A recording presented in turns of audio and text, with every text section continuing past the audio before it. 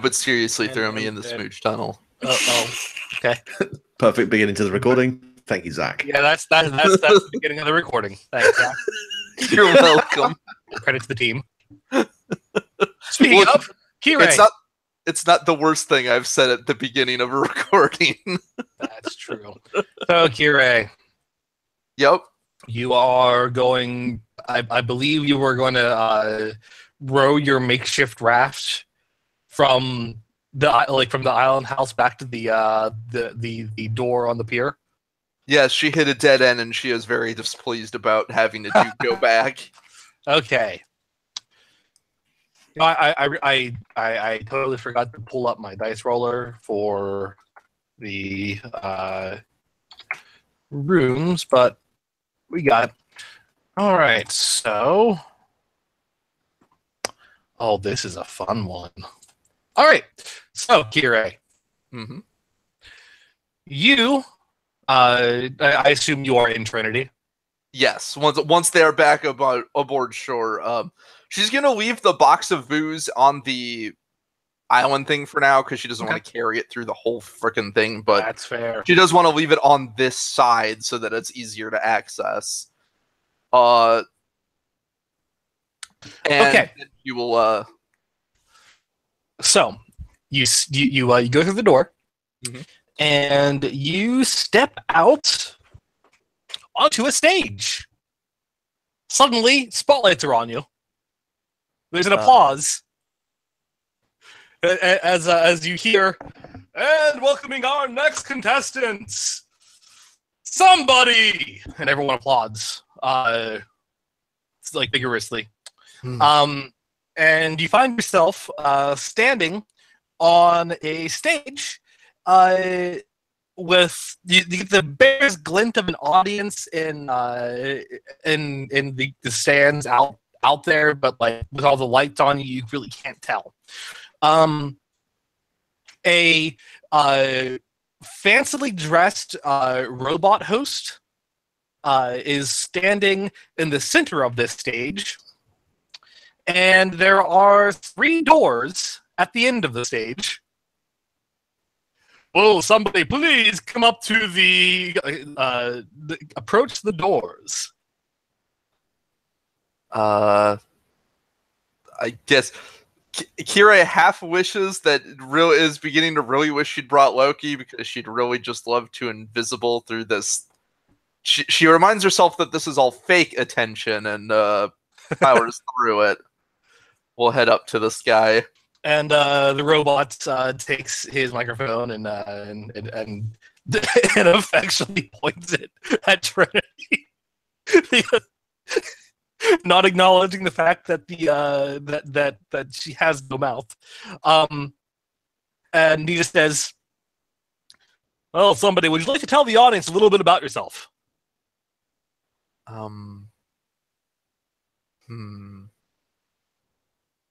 My name is Kirei.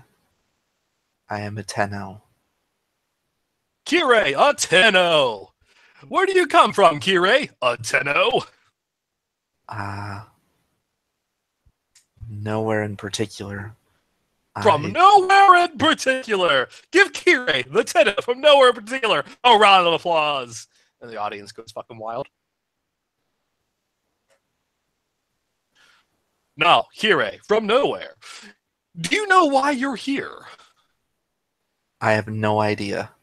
You are here to choose a door, and like the neon sign of the show, "Choose a Door," just illuminates above you, and there's fanfare and like some firecrackers go off, and the crowd is just losing their heads. Some quite literally, if you look into the crowd, you see a few robots.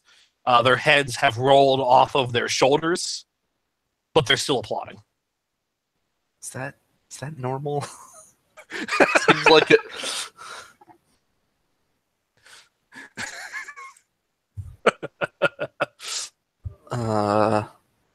Just what? Do you know how this game works?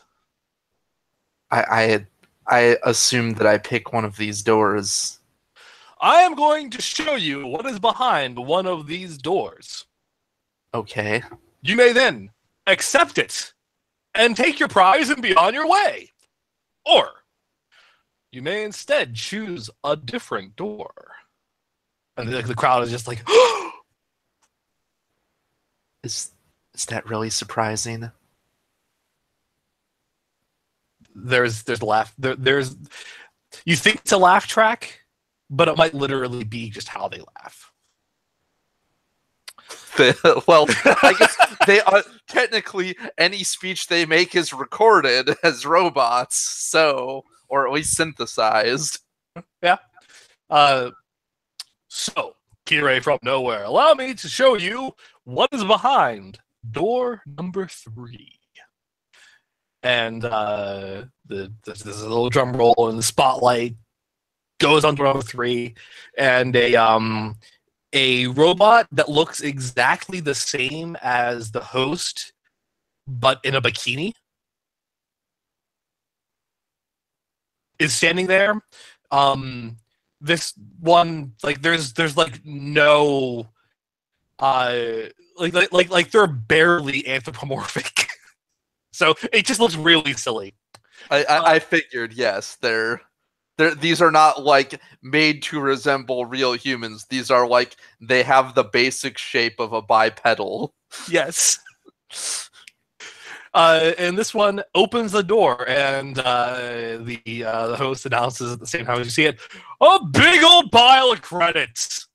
And the audience applauds. As you can see, behind door number 3 is approximately 100,000 credits. Yours instantly, if you take it and go. You know, this is effectively an actual increase to your credit skill. Okay, so it's another to her credit skill. Yeah. The robot closes the door, and the host just like, so Kirei from nowhere, is it door number 3, or will you take your chances with 1 or 2? Before I make my go ahead.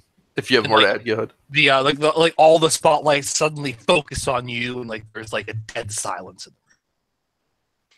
She is again forced to remind herself that this is not real attention. And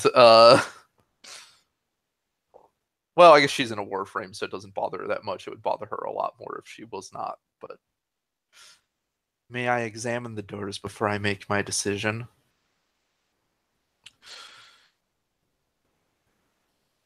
He holds up a hand as if to say yes, and then goes, I don't know.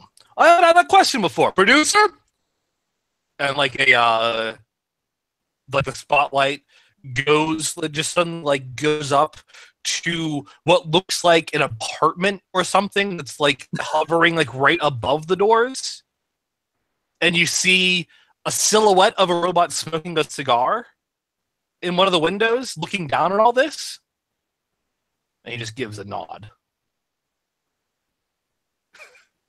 Well, there you have it, Akira from nowhere. Yes, you may inspect the doors. You may not touch them, however, unless you are to open them. Understood. And she's going to go up to each of the doors and see if she detects the weird staticky feeling. There's no weird staticky feeling in this room. Well, very well. And she will go to door 3 and go, I will take the credits.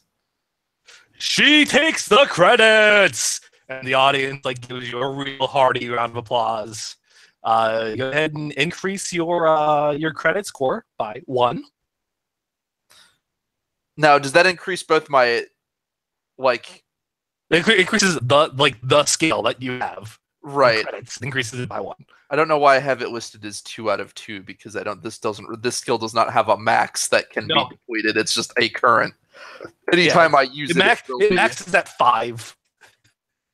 Right, but anytime I use it, it lowers. It's not like it for whatever reason, I was thinking it like refreshes or something, but no. No, I mean, if you have investments, it will refresh. Yeah. Yeah. If my other plan works out, it will. But yeah. So yeah, increase your credit by 1. All right, I do so. Kirei figures that at the very least one of those doors must be something objectively worse than credits. So. If not both, so she is going to take one of these games usually go. There is something that is objectively worse than the one you're shown, and then one that is objectively better than the one you're shown. Usually, and she's not much of a gambler. A bad time. Yeah, she's not much of a gambler, and without having a Warframe with any abilities to detect what is behind there, she'll just take the credits. And is there another exit to this room, or is she literally trapped in like a 3-room area? You're literally trapped in a 3-room area. I am greatly displeased at this turn of events. If you want, you can. At this point, it is getting a little late, so you can always just go back to the island house, take a nap, and by the time you wake up, the rooms will have changed. Yeah. She's gonna be like, I increasingly dislike this trial. I'm beginning to understand why I don't remember it being used before we went to sleep. Do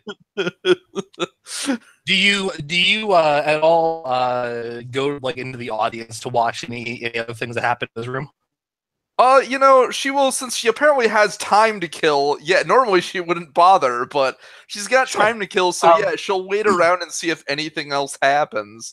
She'll also probably try and, I assume, fail to see if she can trigger the event more than once, as she... No, you cannot trigger it more than once.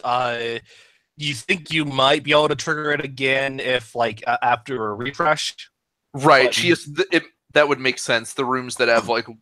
The event rooms refresh after every day, and so you're sitting in the audience and you watch a few of these rounds go by. They always seem to refresh whatever is behind door number 3. Like they changed it up. Like one of them is a new car. That is useless to me. You cannot drive cars in space. I also don't think it would stand up to shooting very well if we were to somehow deploy it on a planet. Are you kidding? That thing's a fucking antique. The last time a Pinto was made, they were still using fossil fuels. I mean, I guess I could sell it to a collector, but... Another one is a genuine old Earth collection of Beanie Babies.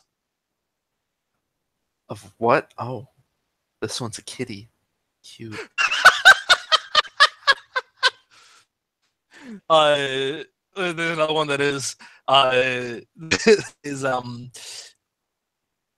and behind door number 3 is an entire lifetime supply of milk.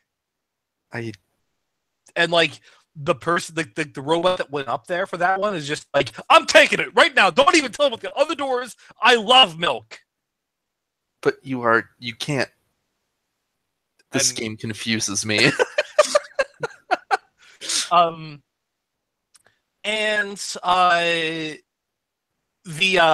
is one point where you see that during one of these rounds, someone chooses a different one than the one that's shown to them. And the first time, it appears to be a door to another room. Damn it. And they go through and it closes behind them.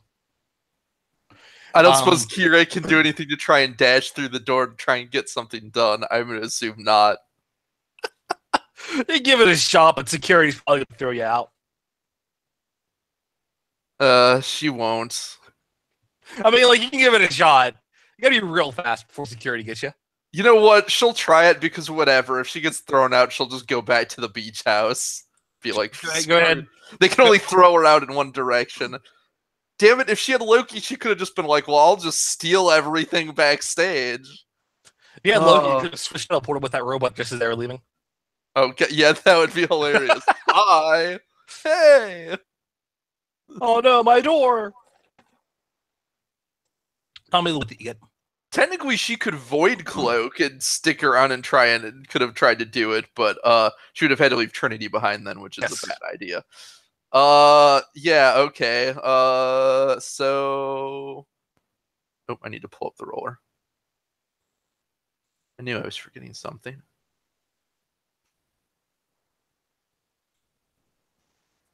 So 2/8 wicked fast 1.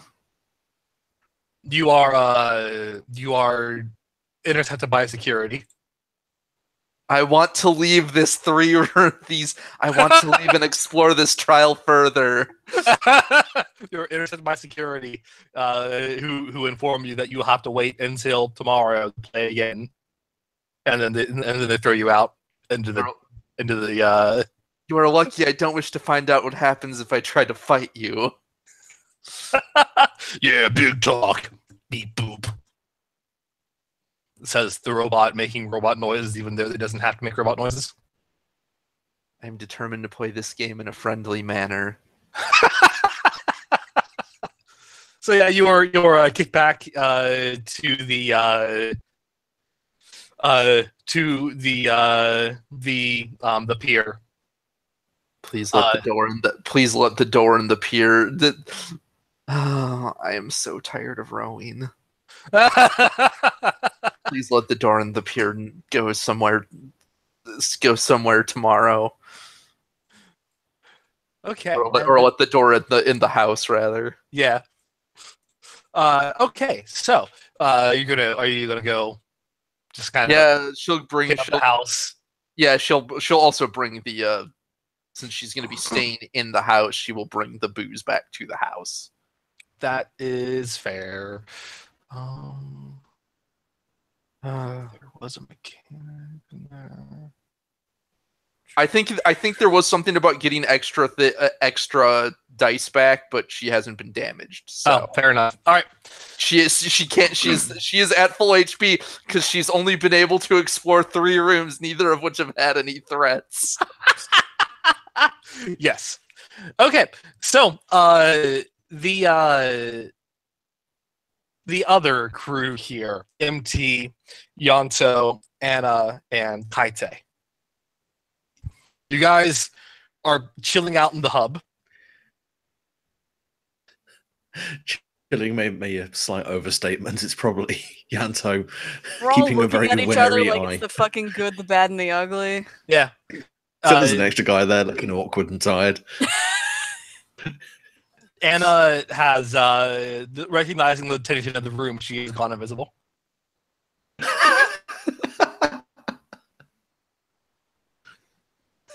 Annie, you realize we can still see his slippers, right? She went to Ibarra. Fair enough. She went to Ibarra and became invisible. Fair enough.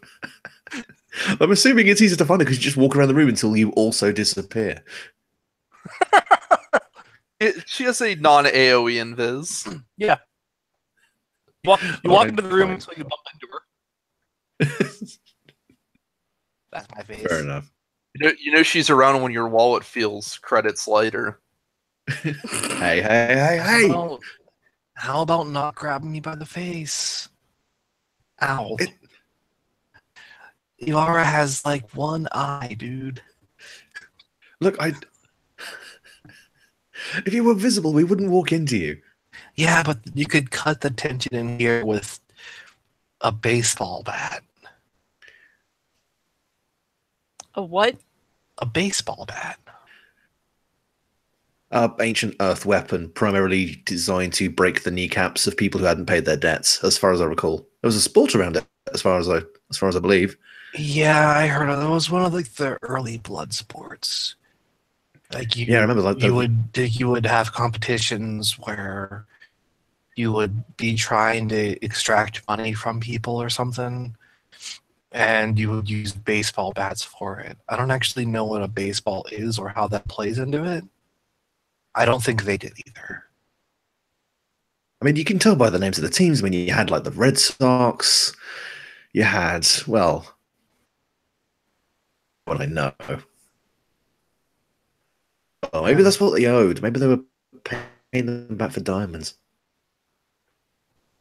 MT just shrugs. What if the Yankees owe? What's the Saying that's some Yankee? I think that's even. Yeah. Yanto goes a bit quiet. Oh. Oh no. Why would you name a team after that? Yeah, that is really weird. Dude, what See, the this is hell? why I prefer hockey. Oh, you mean the game where you have the size that you slash people with? Yeah, and the blades you've got strapped to your feet as well. Yeah.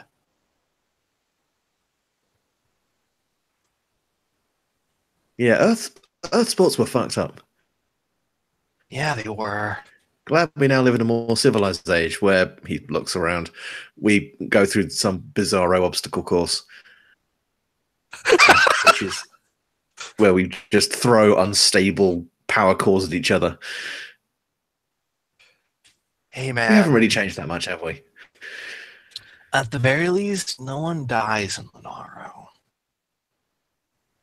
Yeah. I honestly couldn't say. I haven't been following it that much. I know I really should. That kind of dried up. I could tell you all about it sometime if you want. That'll be good. Always mean to get into it. It seems like a really nice sport, just I never have. Funnily enough, what with all the missions and murder.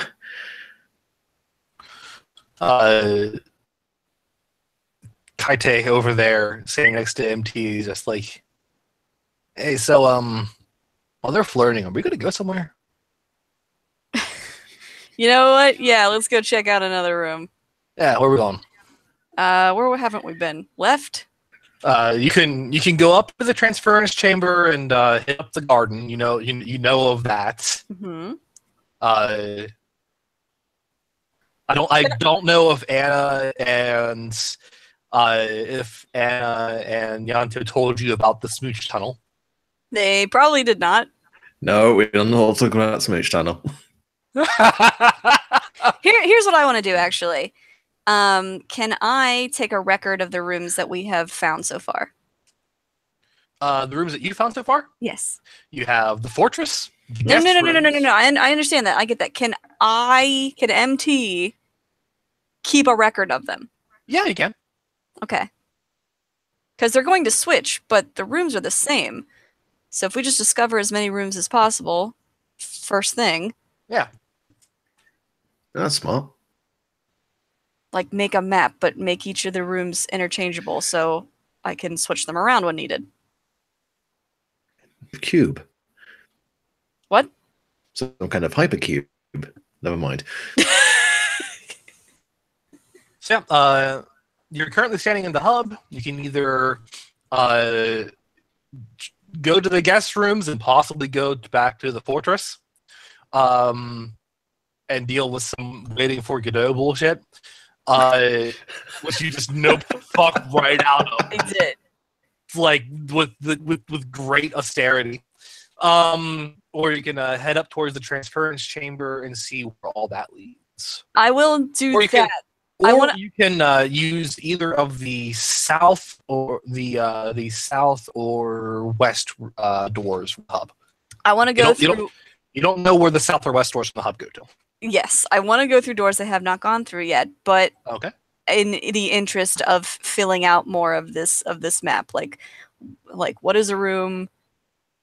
It's not like these rooms. She's not like she's drawing these rooms connected, by the way, because she understands that they're going to change. She's drawing each room individually. Yeah. It's the future. I'm sure I have some kind of data pad or hologram or something where I can just sort of move them around as I want. No, you can have that. Hey, what's she doing? Yo, MT, what are you up to? I'm being proactive. Oh, really? What are you actually doing? We may be able to help. I'm making a map. Oh wow, that is really The rooms proactive. move, right? The rooms move, but they don't, from as far as I understand, they don't change themselves, they just change position.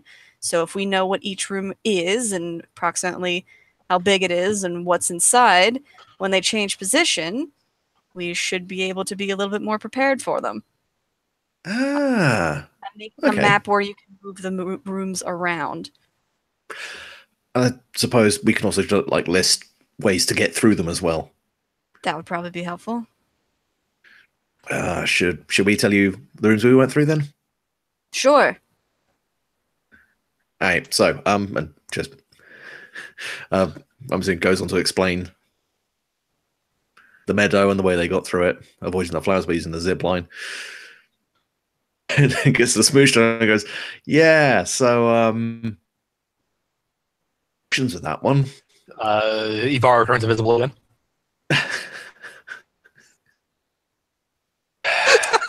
So you're going to get out your Warframe for that one, and you put your Warframes in one of the little cabs, and then is if you choose the first option when you get to the end of the tunnel, the boat. I don't know what happens with the second option. Okay. Yeah, it's just a choice you gotta make. We took one of the choices, and that led us to the garden. Fine. Uninvisible. Okay. So that means the other choice might lead us to another room. Mm-hmm.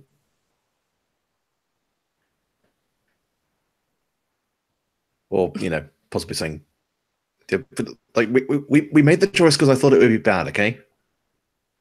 Got it. She's like squinting at you, but she's not going to push the issue further. I'm pretty cool with the choice you made. Didn't say anything. Didn't talk out loud at all. No. She turned invisible. I am the Grand Galactic Ivara. Ignore me. So I'm going to go check out some more rooms now. Yeah, this looks like an amazing idea. Come on, Empty, let's go. Everyone. Are you motioning in and follow you too? If they want to come with, they can come with. Yanto's feeling very embarrassed. Anna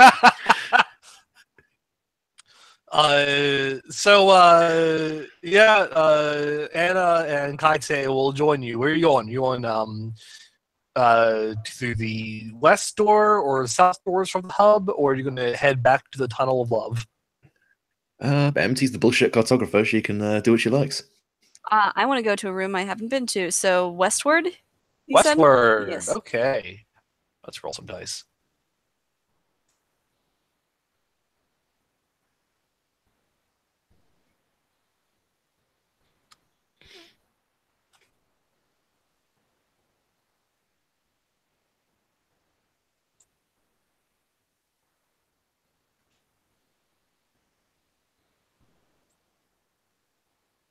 Man, Okay. Just like an awkward loading phase while we're just waiting at the door with a little spinning icon on the front of it. Oh boy, you are a robot again. Oh, I'm glad that's not me because I keep feeling like it's me. Is it Someone me? roboting just then? Yeah, you roboted there. Oh, god damn it. Sorry.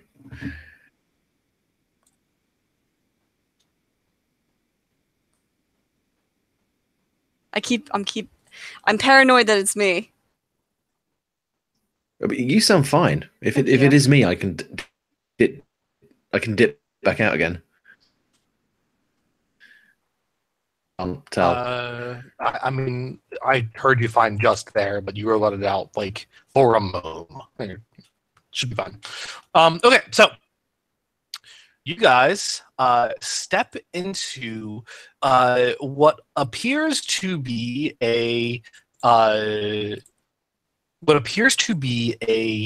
gigantic dining hall. has a long, ornate room with a huge dining table. Helpful robots are buzzing around, setting up and refreshing the current banquet. You see Dom, actually, is he is outside of his Warframe. His Atlas is standing behind the chair that he's sitting in, and he's outside of the Warframe. He's sitting on one of the chairs. He's like got like his elbow on the table. He's just kind of like scratching his chin a little bit, just like really curious about these foods. And then you guys come in, and he's all just like, "Hey guys!" And What's up with the spread? Hey, I don't know. How long have you been here? Well, didn't Dom have an accent? I think he did. Give me a second. Too many NPCs. Throw one away. Yeah, she does have a lot of NPCs here. That is the third siren. What is happening? I know, right? Yeah, he definitely did have an accent. I think he had like just a slight English one. I thought his voice was a little deeper. Oh yeah. Okay. Yeah, it was. Yeah, he's just like, well, I'm trying to figure that out myself. And he like motions to all the food. I don't recognize any of this, like at all. Do you think there's a puzzle here? No, I don't. I don't think there's a puzzle here. I hope not. I don't want to eat most of this. Yaz is kind of already kind of walking forward, inspecting what's on the table. Yeah. When Anna sees Dom, she actually will step out of the Warframe to get comfortable.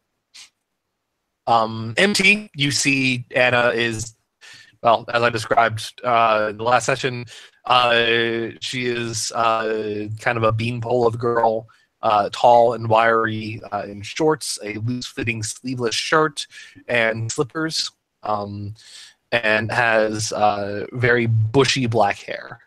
Mm.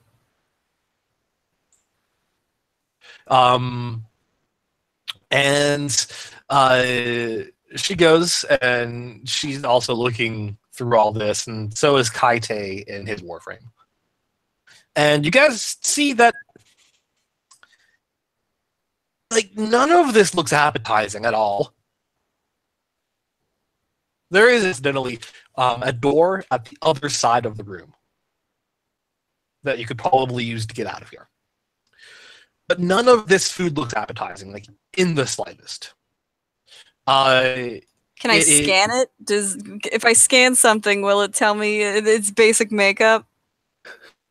One of them appears to be some kind of like, I guess, yeah. Well, not even the basic makeup. Just tell me what it is. Yeah, you like. That's basically how scanners work in the game. Yeah. Yeah, it is. You scan a couple of these dishes, and they're all like lining the middle of this long ass table. And you scan, like, this is an example of one of the dishes. Appears to be it appears to be a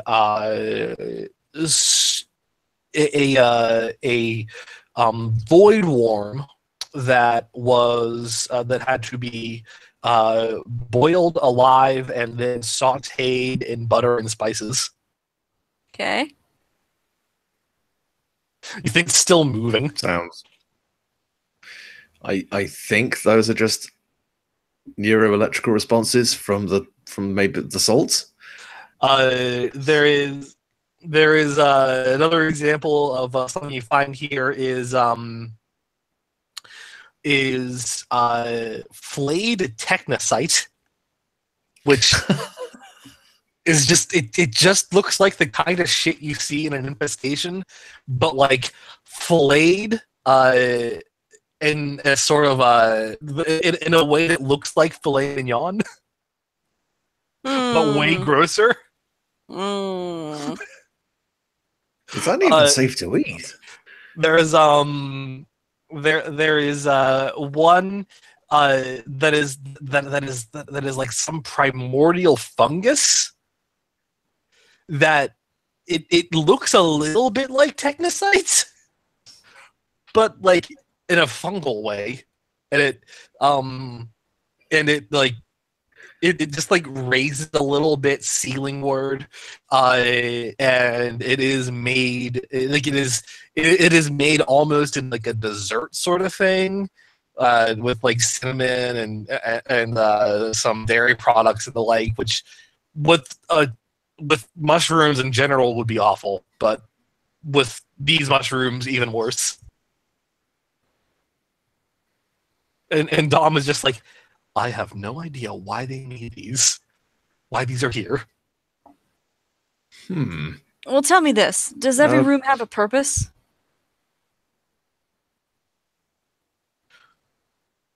I would assume so. And Kaite is just like, from what I saw, yeah. Go ahead. Sorry. No. Well, unless there's places to make us lose our appetites. These are the wrong things to be serving. Where's the food coming from? There is it looks like there's like a kitchen in the back. All right. Well, this seems to be an issue of if nobody wants to eat what's here. What the fuck's the chef up to? Wander off towards the kitchen.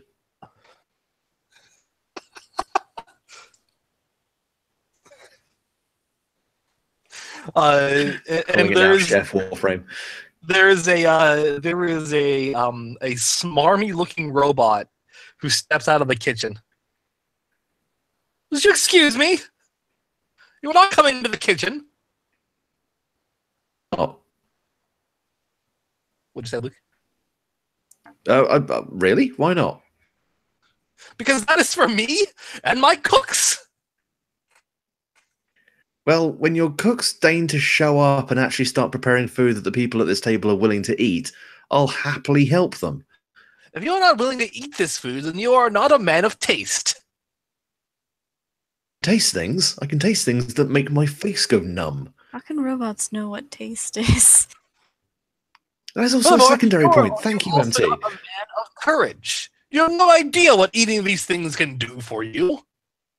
Yaz is going to walk over to pick up the worm and take a bite out of it. All right, roll courage. Suits me. You know what? I have a relationship with the Legend of Clem because this seems like the crazy kind of bullshit he would do. Yeah. Take a bite out of it.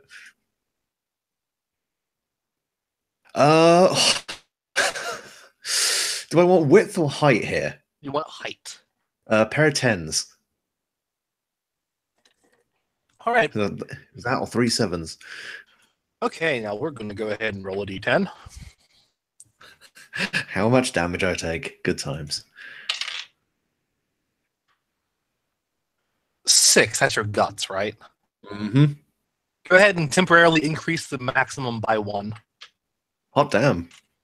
Temporarily. It tastes disgusting, but you feel energized. Just this crunching, nourishing, and vile.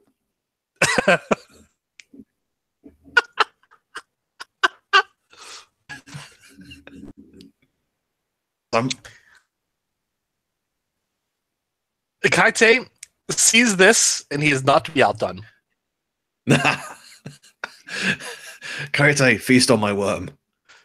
He will not take your worm. He steps out of the Warframe and he grabs just a liberal handful of whatever the primordial fungus is. And I'll roll some dice. Okay. I roll one die. He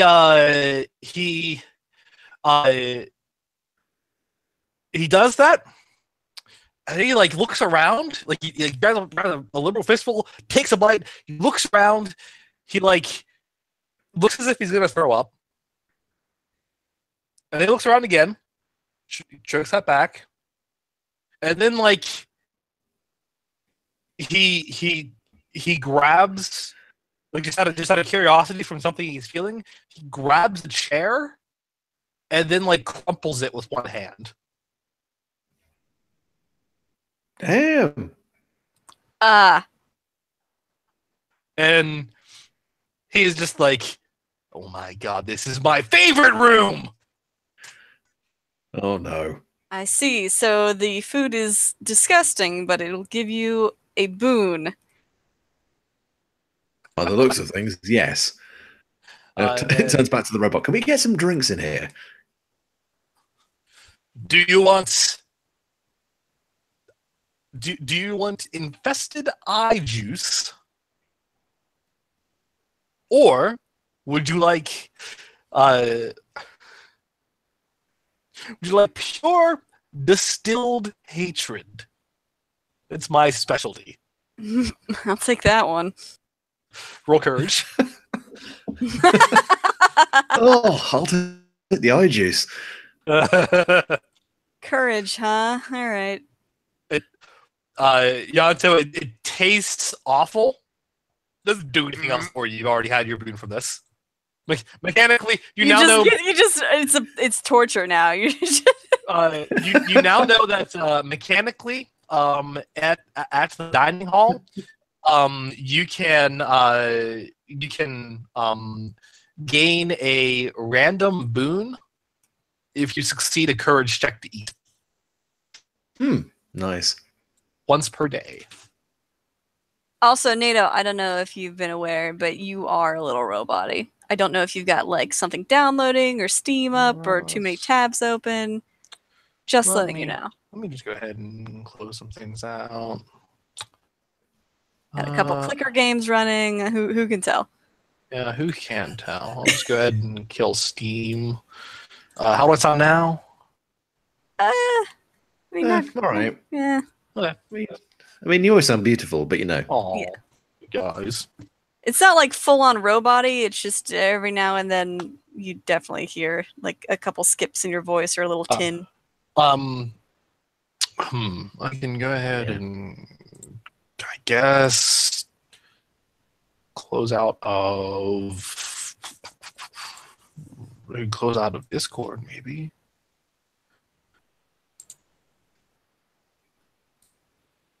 Yeah, close out of Discord. How's it now? That's actually good. Oh, cool. Okay, Yes, that's fine. all right. I failed my courage check. 15689. You look at this glowing red drink that has steam pouring from it that feels simultaneously hot and cold and smells like the worst thing from Eris. And you're like, no. You know what? Never mind. Thanks. And you don't know why you can tell this, but the robot that gave this to you looks really like incensed that you would refuse his specialty. I apologize. Maybe next time. Kaite's like, ha! I got this. Oh no. He takes it out of the robot's hand. He takes a big swig of it, and then immediately throws it up. Yep. Yep, that's what I figured would happen immediately upon it. Oh dear. Just like, I do not think I need whatever boon this would give me. I'm going to pass. Big risk reward. And Anna is just like, this is like way too much effort. But at the same time, Trust me. Maybe. What do you say, Luke? Trust me, you don't want to be trying it here if the next room literally has just like a conveyor belt of burgers instead. Oh, that would be way better. I could legit. That worm has just opened up a doorway. A doorway to what? Flavor. Cut to Kirei cooking in the beach house. This whole evening right now, like this whole experience is just like her vacation time. I suppose I might as well make him a nice meal as long as I've got time to kill. Got a Hawaiian shirt on, making ham and pineapple on a barbecue. Oh yeah. Yeah. Exactly. Actually, you know what? Kirei throws on a Hawaiian shirt and shorts, but it's over her transference suit. Yes. Fashion. Trinity also throws on a Couture. Trinity also throws on a Hawaiian shirt and Hawaiian shorts over like everything else that she has. I'm beginning to suspect that being around our friends has changed me more than I care to admit. Trinity gives you a firm nod.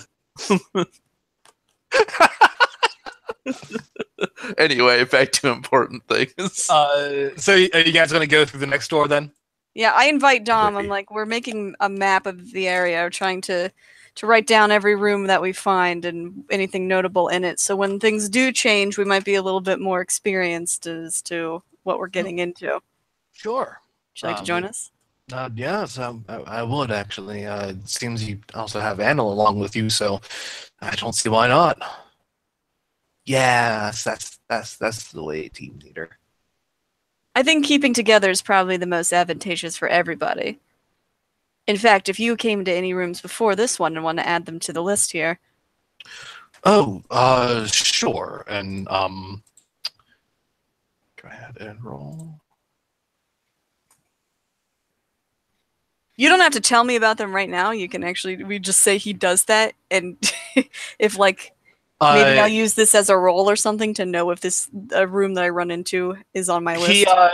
He tells you, he's like, the room that I just came out of, and he points at the room in the back, the only other way out from the dining hall.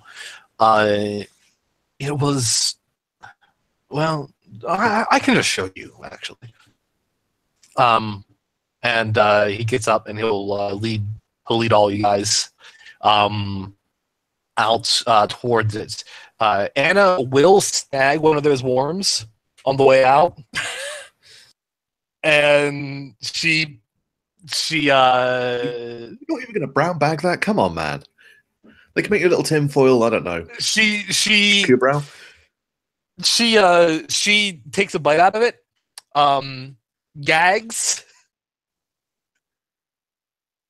and she takes a bite out of it, gags, and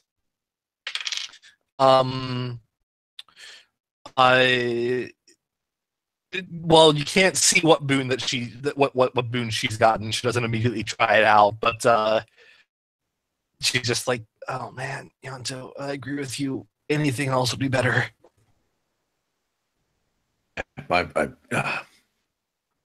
What? After seeing me eat that, why did you take a bite? It just felt like a challenge at that point.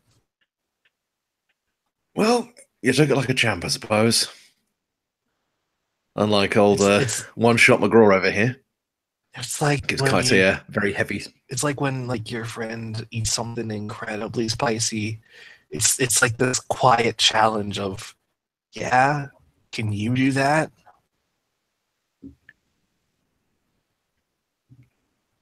I genuinely didn't want to inflict that upon anyone else, but okay, sure, if you want.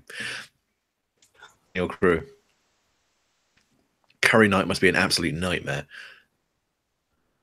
Yeah, kind of. It's this steady arms race escalation of hotter and hotter until literally you're having to eat it out of a ceramic bowl.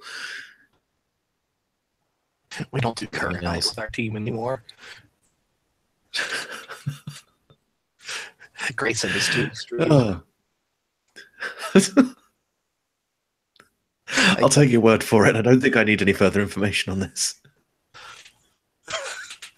And you guys all step into what appears what appears to be an attic. It is an attic-looking room full of windows into different worlds, each portal leading to that specific world. There are about 8 of them all throughout this attic. They appear to be projected. They appear to be void portals, for one, that seem to go directly to the world that they are a window into.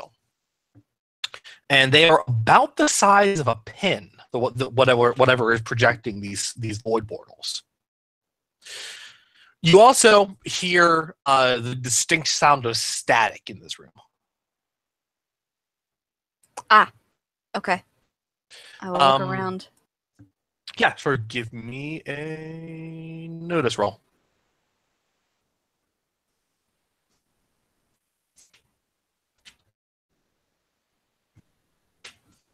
Two sevens. 2 7s. Okay. You're able to locate an audio log that is hidden in the rafters of the attic. When you point it out to everybody, I imagine like everyone at once pulled out their scanners.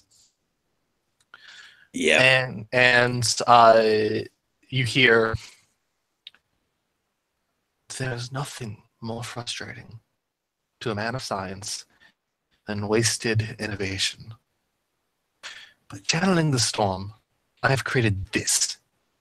Portals calibrated to locations, unpredictable and will deposit you, but small enough that their devices can be kept in a pocket. Can you imagine?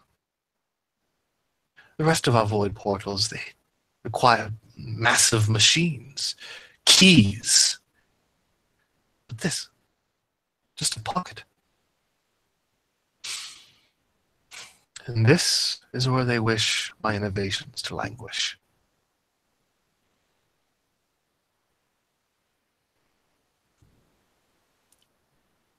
This guy made portable void. How is this not? There must be something wrong with them. There has to be something dangerous about them. Something that we're not seeing. Oh, I imagine, yeah. But still, Well, damn. he was saying that it couldn't really be predicted where they'd drop you, right? Also, there was a barely noticeable sound that also attaches itself to your other recordings. That adds a drum rhythm to the song that you then put together.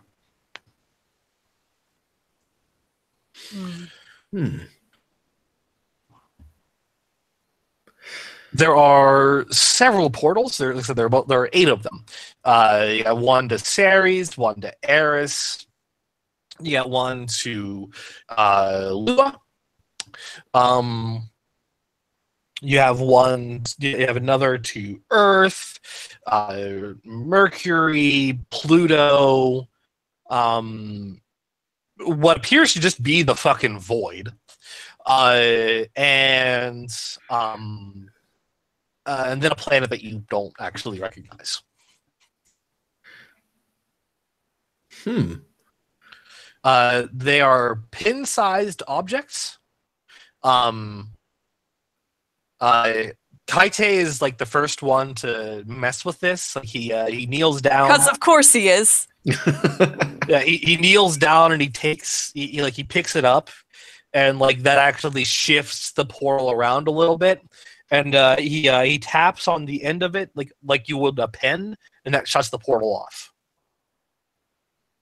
And then he takes the pen, he looks at it, and he like notes like the various calibrations it has, and then he clicks the pen on, and it's like what was looking at Eris is now looking at Ceres, and he clicks the pen off and he recalibrates it and clicks it again, and now it's looking at Pluto. And he's like, huh, that's awesome. Mm, And he clicks the pen and he pockets it. it seems too good to be true. Hey, it seems too good to be true. Yeah, we should not be futzing with potentially unstable Orokin portal technology. And Dom is just like, and that's what I had puzzled about for a little bit before giving up and going into the dining hall, where I puzzled about that for a while, and you came to find me. Are these the only 2 rooms you've been in? It was puzzling. Mm. Good Yeah, so he's going to go boss. over and look at that one with the planet he doesn't recognize. Yeah, you give it a look over, and it looks like it's definitely a world that is very far from the sun. Like you can't even see the sun. Hmm.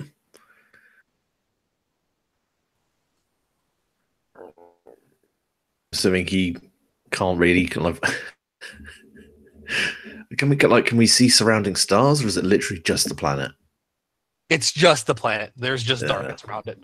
So no way to orientate it by relevant stars. Yeah, in which case he'll just kind of take a quick visual scan of the planet just to keep it in his log. Yeah. If you use your codec scanner, it comes up.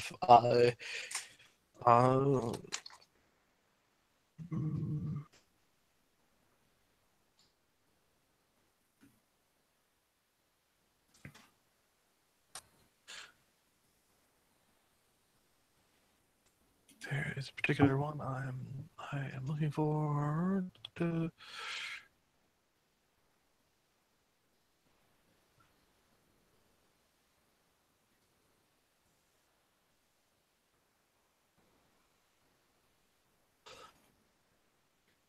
It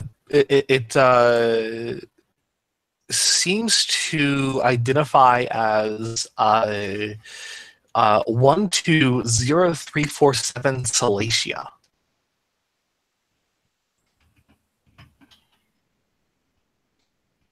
You can tell that it has a very tiny moon.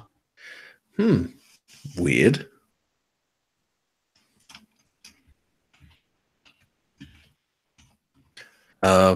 So I'm assuming this would be one of those ones identified as outside the Milky Way. No, it's in the solar system. It's just like an incredibly distant Kuiper belt object.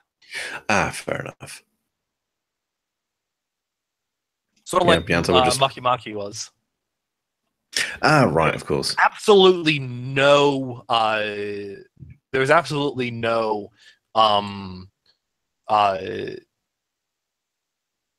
relay there, or relay. Not relay. God damn it! What is it? Solar rail. Yeah, there's no solar rail there.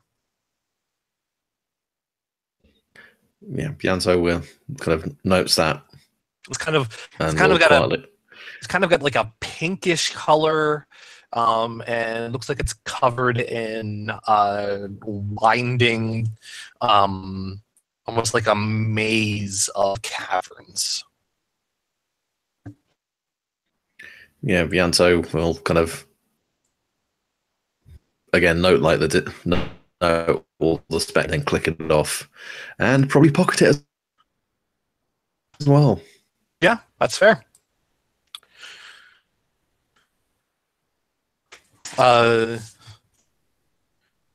Dom is just like, I didn't want exactly to use any of these. I figure that if I step into one, I'll be disqualified. I think disqualified's putting it lightly. Maybe even vented into space. That's closer to what I was thinking of. Yeah. Though you say that, It's interesting tech, though. Kaite just kind of stares and stares and stares, and then steps to the loom one. Dude. Well, You're just gonna go for another 5 minutes before doing that. But you know what? Fine. He did it early, and I didn't have to push him. I'm not too big to admit I was contemplating that. Kaite just disqualified himself. That will be really funny if that's the case. He stepped into the Lewin portal. Well, so he was at least somewhat smart about it. He's still on Lua. Yeah, but I don't think it'll let him. If he can't get back through that portal, it won't let him back in mid-game. I'm pretty sure. Yeah, you get locked out mid-game. I'm half tempted to see if I can close the portal just to prove his dumbass a point. You can just click the pen and close it. MT, do you want to do the honors? It feels dirty. We should give him a chance. But Really? also, he's very dumb. Yes. And how do we learn? Not today. Wait. Wait, what?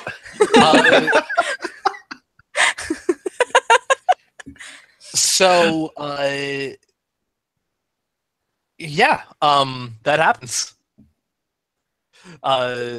At this point, it is getting a little late. Bunk down for the night? Or do you want to try and hit one last room? One last room. I'm 100% down with bunking down, but I guess one last room is fine. We can put it up to a vote. You guys can chill if you want. I'm happy to just go off with MT if you want. I'd rather stay together. Yeah, let's stay together. If you guys want to rest, we can rest. No, I mean, I was kind of hanging with Yanto anyway. So I'll go along. She shrugs.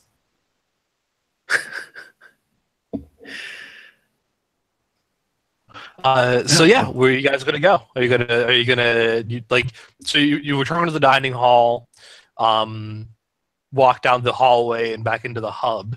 Are you just gonna go south from there, or are you going to test the tunnel of love? South. South from the hub. Because I'm trying to see as many rooms as possible to mark them. Okay. Mark them and understand them.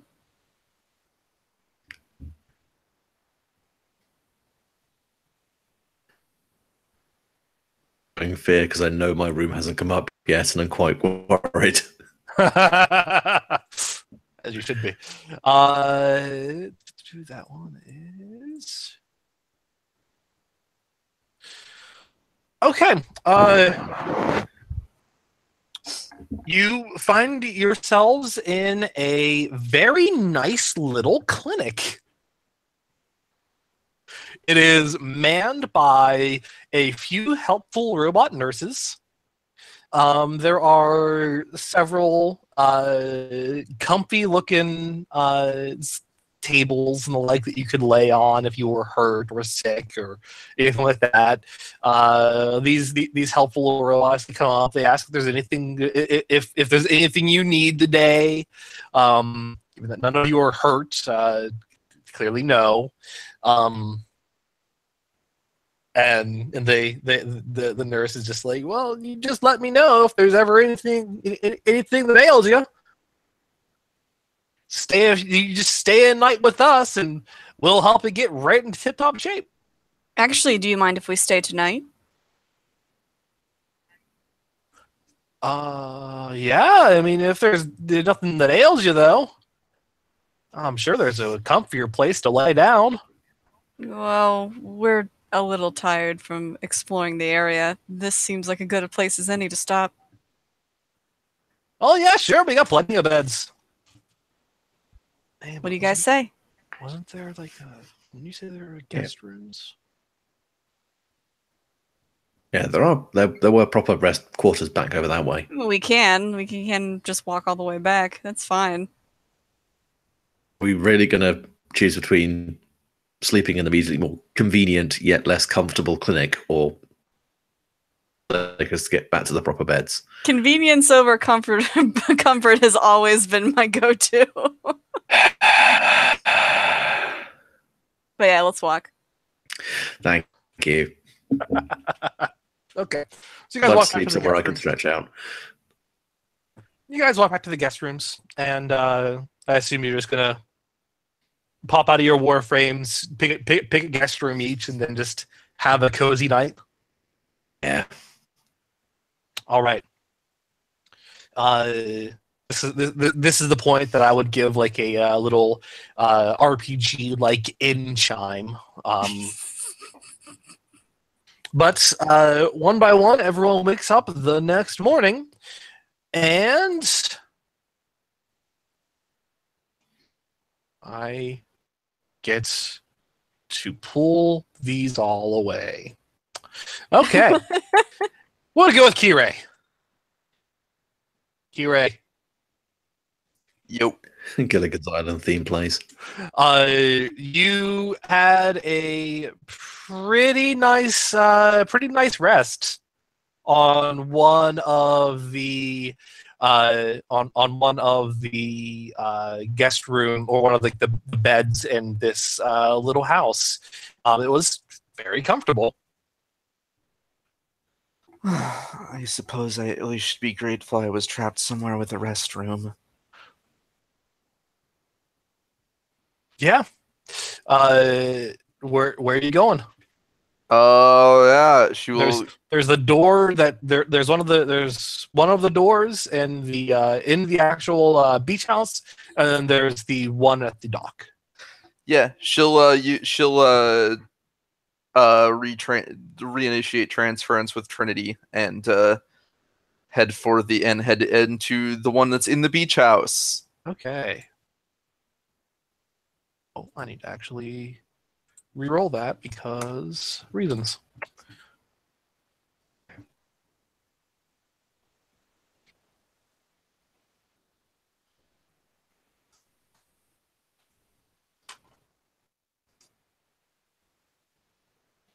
Because reasons. Because reasons. Did I roll the beach house? No. This is bullshit. Not I hate that this. actually. Okay, so you step out into what looks like an attic. There are about 6 portals. Okay. There are about 6 portals that are extending from a pin that are extended from pin-sized portable like a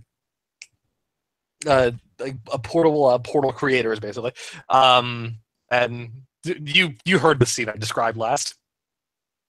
Yeah, I was only half paying attention, but more or less, they're leading to different areas. They're leading to different worlds. Worlds, yeah, they're leading to different worlds. They lead to different worlds. They can be taken. They can be calibrated to go to different worlds. And yeah, you find. Also, if you want to go ahead and roll that notice check to find the source of the static. Yes, she will do that. That's a notice. Yeah. 2 6s. Okay. Yep. You find the audio log that I had given a moment ago. All right.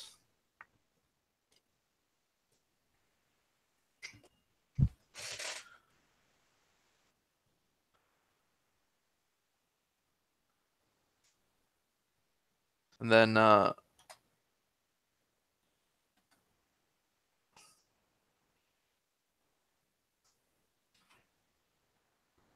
All right. So these appear to be actual portals, huh? Yeah, there are 6 of these pins remaining. You know what? They did recently have sort of an issue with being trapped somewhere. It may not be a bad idea to have one of these along That's fair. as an And emergency if they get trapped somewhere. You go ahead and pocket one. Yeah, she pockets a out of curiosity, someone took the one that Kaite went through, right?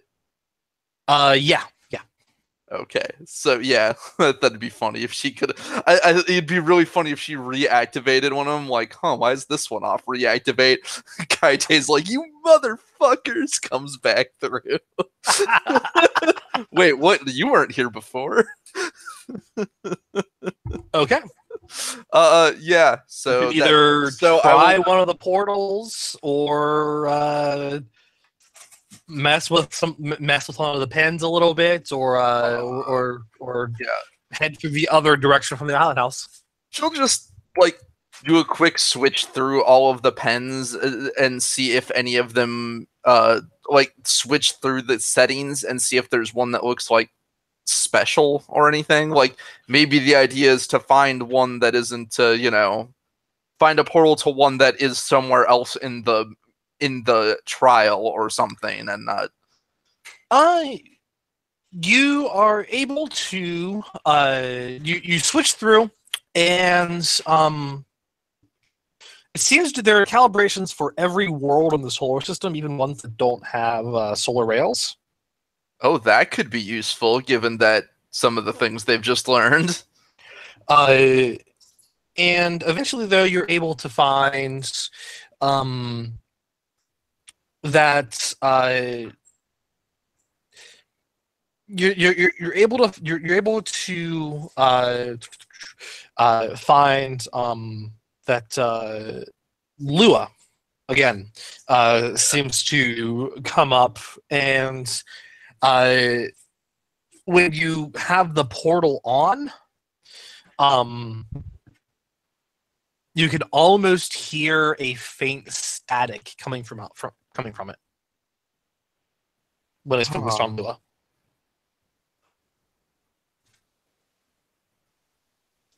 Okay, then. She'll you know what? She will make sure to calibrate a different one than the one she's pocketed to Lua. Yeah. And yeah, if that seems like, then it must be part of the trial. That one now, the other one that you calibrate to Lua is not presenting that static. Oh, just the one she pocketed that did? Mhm. All right. She will calibrate that to Lua then. You can take a different one. Yeah, she'll take a different one and pocket. All right. So you pop on through, and I'm going to roll another set of dice. That one doesn't apply.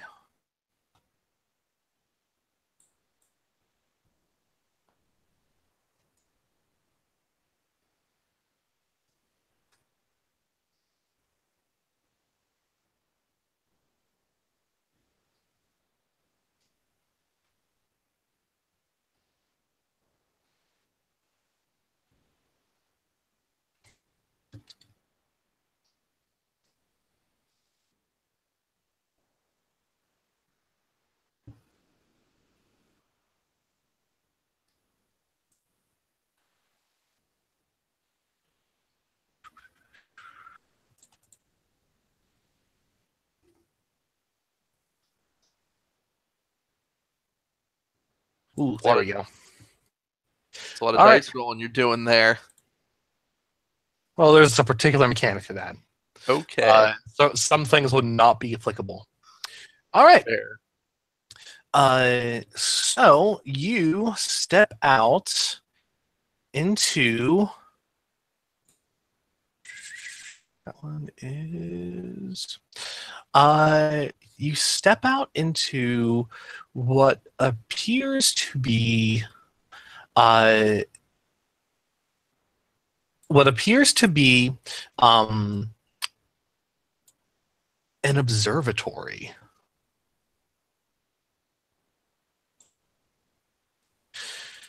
The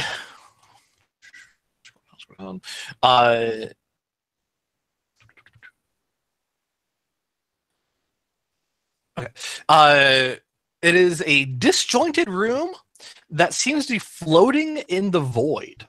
Glass windows peer out into the storm itself, with the observatory orbiting the storm from a fair distance. This gives you a good look at where you are. The storm, set in the void, is a golden stellar hurricane on the fringes of known void space. It appears to be several, possibly even hundreds of astronomical units wide, and the swirling clouds around it resemble something of a golden accretion disk. You cannot see the eye of the storm very well. The only glimpses you have seems to, from the parting clouds, give you a sort of uneasy feeling, like some sort of unnatural Technicolor nightmare. Go ahead and give me a courage check. Yeah. Yeah. Should I point out that one of my weird relationships is the void? You want to use that? I don't know that that's a good idea. Fair What enough. a great time for some quality time. Well, it's not Fun. damaged. It might be, though, because it would only put me up to a grand total of 5 dice. But you know what? It would be appropriate if this did get damaged by this, so let's use it. 2 5s. 2 5s. All right. It does not get damaged. However, you do roll 2 area dice and take shocks to those locations as your 10-0. Oh. As it was a matter of, it was a particular height, and you took the difference in area dice. Yeah, you know, this absolutely makes sense because this actually legitimately would terrify Kirei. Yep. 5 and 7 would be guts and hands, right? Yep. There are. Oh, sorry, didn't mean to bump that. There are 2 other doors out of here. It seems. There is one behind you that you did not actually take to get in here because you used a portal. The portal just simply deposited you out here. Yep. Question: Is there a portal back or no? Nope. There is not a portal back. It is a one-way portal. That is a good thing to be aware of. Sorry, Kaite. Well, Kaite, it was nice to have you in this game briefly. You made it one day. Look, he saw a magical item. Oh, did you see something on the other side to grab? No, he saw a magical item being this. He had to know. Yeah, but he didn't grab it. He went through it. He doesn't get one. He grabbed now. one too. Oh, okay. There were 6 there. There were originally 8. He grabbed one. He pocketed it after playing with it a little bit, and then he just kind of walked through a Lewin portal. Yeah, okay. She doesn't know this, but will be greatly amused upon hearing this. And here I was I figured our biggest. She'll also be a little annoyed because she intended to use his help to find the artifact. Now he eliminated himself from the game and ruined her plan. Oh, okay. She remembers hearing static, so she's gonna try and find the source of the static. There is no roll required. You actually are able to find the audio log on one of the desks here. Throughout this room, you find that there is a very fancy-looking telescope, and research notes, computers, and observational reports everywhere. She'll look at those in a bit.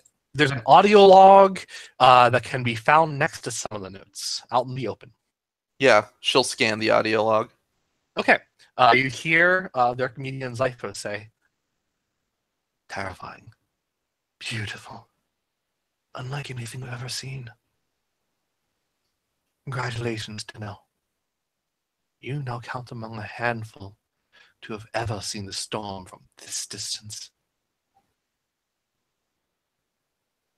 I found this observatory deeper within, closer to the accretion disk, where little of value could be seen.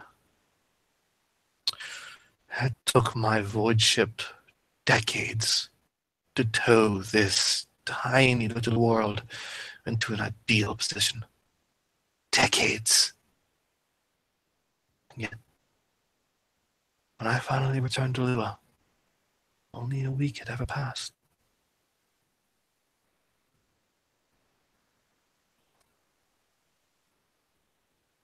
And there is a Is this the point where Kira realizes that she is not aware of how long to the outside the Tenno were missing?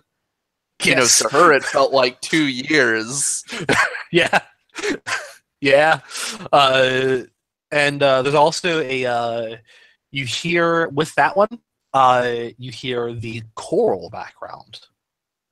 Choral. It is the choral. chorus. Okay, choral as choral. Yeah, I was like, choral? What?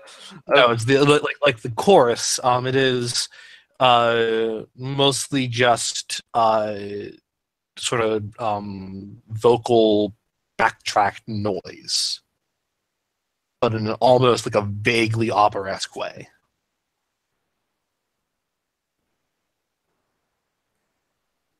Meant to be a harmony with other instruments. Right. No, wordless, I assume. Yeah, wordless. All right. She'll look at the research notes and Okay. and then she'll look at the computer first, I guess. Okay. So the computers and the research notes. The computers are yet another way to record research notes, specifically recording observational reports and the like. So how long are you gonna pour over all this? She'll spend some time because she wants, like, again, she doesn't know, for all she knows, this may be related to how to find the actual artifact. She'll pour over what's on the computer. She will end up the question then is how many hours do you want to pour over this? That determines how much information I give you. She will spend well, first of all, I'll say that she is going to the physical research notes she will take in order to study later when she either has more downtime. There are quite a lot of them, but you can just pocket some random ones if you want. Sure. Okay. If there's a lot more than she can, she'll for now, then she'll just I guess it's probably fair if I tell you that the max you can spend is 5. All right. The amount of information I'll give you is 5. Can I ask,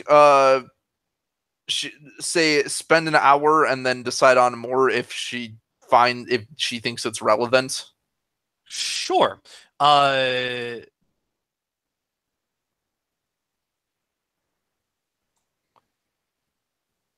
Sure.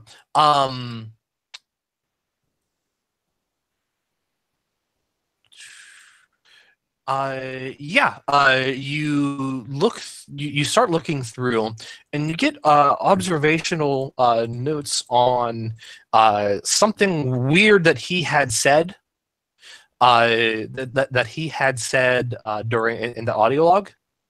The bubbles, or worlds and half-worlds, Zyphos calls them, are locked in the time in which they were ripped. The effects of time are felt, but time never ultimately passes.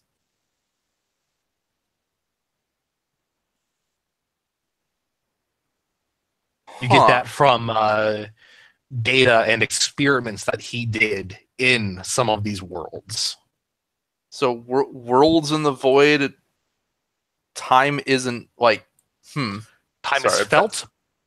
The but effects of time are felt. For instance, like you can throw a thing, you can throw a rock, you can throw a pin, and it moves and it falls and all of that. Things that require time to exist.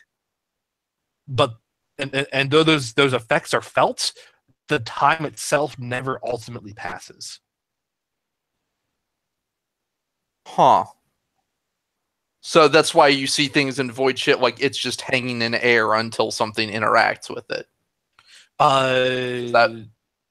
Possibly that could be the case. But yeah, he's talking about these void bubbles, these void worlds, and half worlds that he has encountered inside the storm.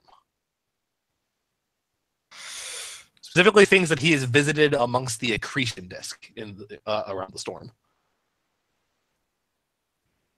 I suppose there's no way for to like upload any of this to codex or something to. I'll tell you right now, that is a feeling that you got while you were on the island.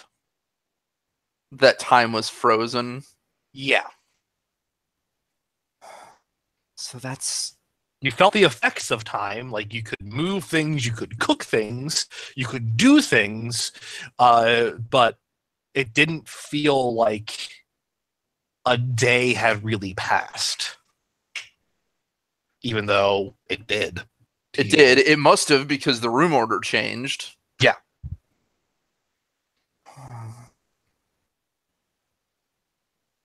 So wait, so is it like the opposite? Like if you're in those, you're basically locked. You can do things, like physically do things, but like effectively you're locked in time. You don't change. Like the outside world moves on. Or is it not like clear on that? In his notes, one of the things that he describes is that for all intents and purposes, while he was in some of these worlds, he did not experience hunger unless he was hungry when he entered. He did not experience fatigue unless he was fatigued when he entered. Likewise, things that should have deteriorated, for instance, a melting cube of ice, did not deteriorate. It did not deteriorate unless he entered while it was. He could have taken a chunk of ice inside that had not yet started to melt, and it would just remain an ice cube.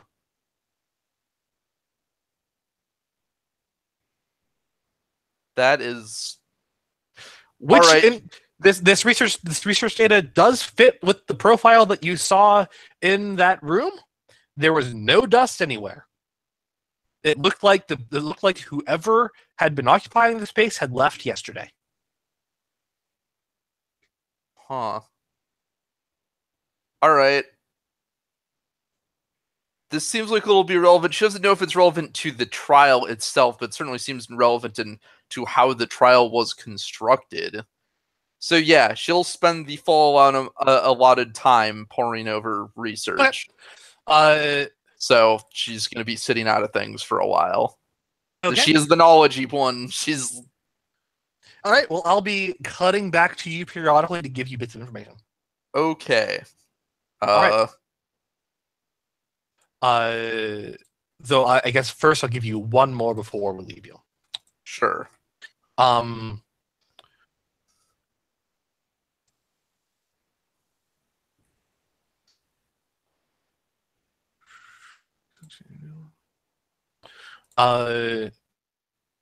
of them is that well, this one is also, yeah. So this one is kind of unrelated, but there's one thing of note that you're able to find. Though the Archimedean Xiphos does not comment much on it. he seems to be the only Orokin that was ever interested in the storm. And you find that, like, with all this observational data, with all this research, the utter depth of it, all done by one man, seems almost insane. Like this man had lost his mind in obsession with this storm and its mysteries. She wonders, because this is the first she's heard of. Is this the first she's heard of Xiphos, right? Yeah, this is the first you've heard. I mean, like, you've probably no, you've heard of him as someone who was an Archimedean. You don't really know much of what they did, and then he was declared a traitor and disappeared. She was trying to figure out, he disappeared, wasn't executed. Given the way the void works, is he still in the void somewhere?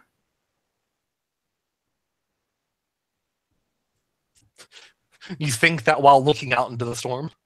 Yeah. By the way, do you use the telescope at all to look at things? Yeah, she'll periodically use the telescope and see if there's anything she can note of.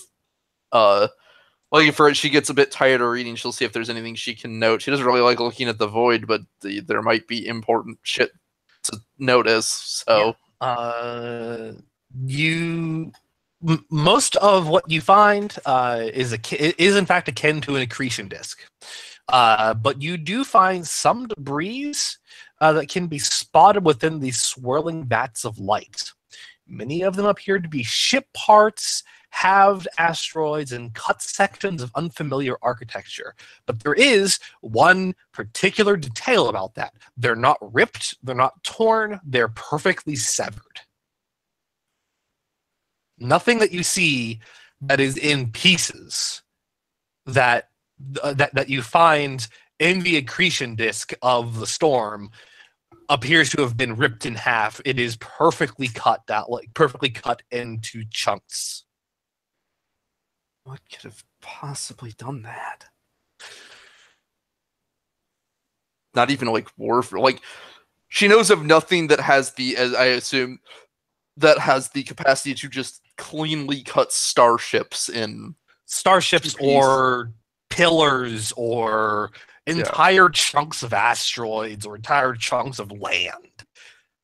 There's one of them you find is like a long dead ashen tree that looked like it was on the top of a meadow or something, and part of the meadow has been cut clean. And it's just floating there in the void. You can, however, spot what look like bubbles. Like soap bubbles that you can vaguely see into, giving a glimpse into some other thing. Didn't he mention that in what she found in the beach house that existed in one such bubble? Yes. The outsides of each bubble that you see, you can spot a couple of them, and that's just from your passive observations. Right. They present reflections in the same way that you would see out of a soap bubble, of a multitude of reflections of what could possibly be inside. You don't recognize what any of them could be. As it seems, you can't exactly identify what is in that bubble or what is in that world without visiting it. Yeah, you can only tell that there is something there, and it looks like both of them that you look at. It looks like both of them have architecture inside. Like the various reflections and such seem to indicate architecture. That's all super. But she also thinks to herself, there is, like, infinitely approaching 0% chance that she will ever willingly travel through the void deep enough to get to one. Not without a void chip, anyhow. Even with like, okay, so that's in the void, as in like the void. Like you're looking at something that is within the accretion disks that surrounds the storm. Right, but I'm saying like, just trying to figure, because the layout of the void, like even with a void ship, like, would this be like, she's not going somewhere that's like, basically she's not doing anything that at all resembles any kind of the journey that of the Zeramon 10-0. Like, not zero chance. Blindly throwing yourself into the void is rarely a good idea. Like and you would certainly have to blindly throw yourself into the void to find the storm. Yeah. So yes, there's a 0 per, like, without there being other stable ways to get there already made. That's not for her to explore. Yeah, totes. She's really has enough difficulty staying here in this observatory. Right. All right. I'm going to cut now to MT and Yanto. MT, Yanto, Dom, and Anna. You guys all wake up, eventually come out of your rooms. You had a fairly nice sleep, honestly. Having a good time. It's like a vacation. Yeah. So, with just the ever-present like feeling of dread over your shoulder. Yeah, that's a good vacation, right? I mean, Yanto just wakes up with still just dumbass walk through a portal. Shut up. Oh, you just went full robot there, buddy. About that. It went like the fullest extent of a robot. He basically just cut out for me there. Yeah. Is he with us? Is he still here? I'm here. Yeah. Oh no! He's leaving geez. from Talking, the void. Registering on the microphone. Okay. Fucking damn it. Okay, there you are. There you are. Oh, he left the group chat. Oh, okay. Might be restarting his browser or something. That's fair. Nate, I know you like recording on this, but maybe next time we should try and see if we have the same problems on like another, just doing like a Discord chat, just to see if like the problem is with Google, or if the problem is Google Hangouts, or if this is just the internet connection. The trouble is that it goes straight to YouTube. I don't think that's the Discord has any of that kind of Yeah, I'm aware. functionality. Luke, you there? What was that? Hi. Hi. Hear me now. Yes. Oh, Okay. God damn it. Maybe not. Okay, this is still going shitty. Yeah, it seems to just be you. I can hear To be fair, we're all in the same house. Guys, can you hear me? You're still roboting very hot. You're still roboting very, very hard. Like, we can hear you, but you're going into like. God damn it, super hard.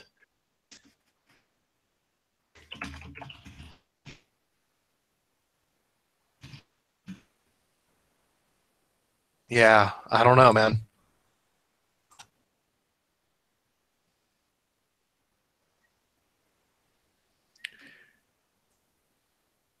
Do you want to try? What did you do last time? You just restarted your whole thing. When restarting the browser work? Did you Might be a possibility. Yeah. I would try restarting. If you didn't do it when you dropped out before, I'd try just restarting the browser. Browsers tend to, like, I know I have some more problems with Firefox, where the longer I'm in it, just the progressively more memory it takes up until I close it and restart it. Well, according to John, who's been listening on, I assume, YouTube, we're okay. So the output to YouTube seems to be doing okay. Okay. So we're okay, but he's still not. He's Yeah, still it's like weird. Luke's still roboting hard for him. Yes. Okay. John, are you there? Are you there, John? It's me, God. No. So many different goddamn instances of. How's that sound? That's better. Go ahead and talk again. Uh, Go ahead and try can again. you hear me? Yeah. I'm talking and Oh. And then it cut out again. No. Yeah. Shit, man. I don't know what's up. Have you checked your physical connection? Like, make sure it's not the plug isn't loose or something. Sometimes that does problems.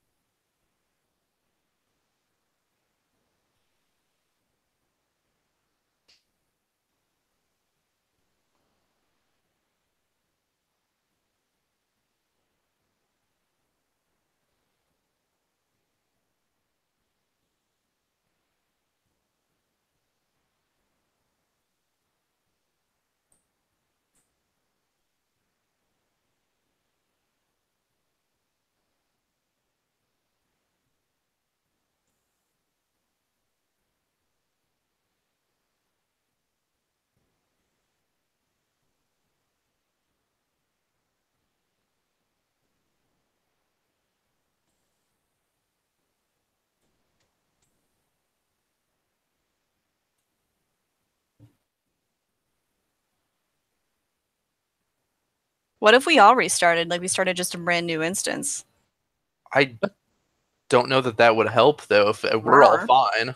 Yeah. Yeah, I think it is Luke's internet.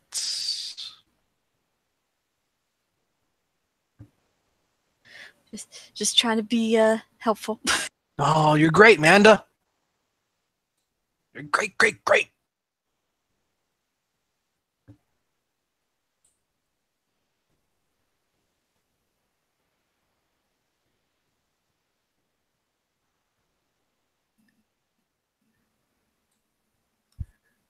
hello. Hi. Luke, you sounded good there. Yeah, it. I have no idea. I've got like 11 instances of Google Chrome opening every single time I open up a tab. That Oh. seems like you've got some kind of spyware or something. That's a bad time right there. It's a clean install and I'm running antivirus, so that's kind of impressive. Really weird. Okay. Interesting. Did you download something that says not a virus, trust me, I'm a dolphin? I'm pretty confident. I haven't put anything weird on here. Okay, cool. Also, I would judge him adversely if he actually trusted a dolphin. Don't ever trust dolphins. They're awful. Look, I just wanted 4 terabytes of dolphin porn. Is that so much to ask? Yeah, it is. Yeah, it is. It's too much to ask. All right, fine. So, you all have a nice sleep that night, and all wake up and meet up in the guest rooms in the hall. There is a door to the south that is one of the ways into the guest rooms. Then there is a hallway to the east and one to the west. The west wing is marked the west hall is marked with a dog picture. The east hall is marked with a clown picture. Okay, is it a dog or is it a Kubro? Kubro. Sorry. Okay, I was gonna say because I've seen The a fuck Kubro. is this dog shit? What is a dog? Sorry, it's a Kubro. I know. We're in universe. They are. It's a tasteful portrait of a clown and a tasteful portrait of a Kubro. Actually, yesterday it was a tasteful portrait of a clown and like a tasteless portrait of a Kubro. This time it's a tasteful portrait of a Kubro and a tasteless portrait of a clown.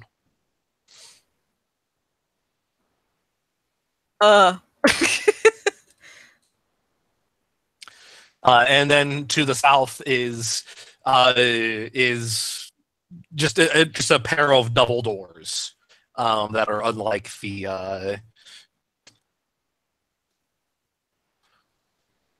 the two halls up ahead. Well, I guess we should get started on you know. Well, hopefully we can find a place where there's some breakfast.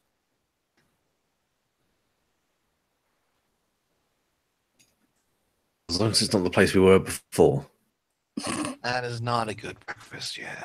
I'm not having another one of those worms.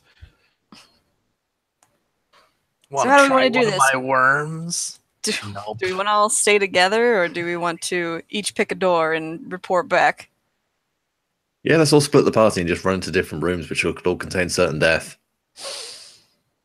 Rather than the whole party going into one room and everyone dying? Tom is just like, I'm all right with that, actually. What, with everyone dying? Dude. No, not everyone dying. No, why not? I'm going to.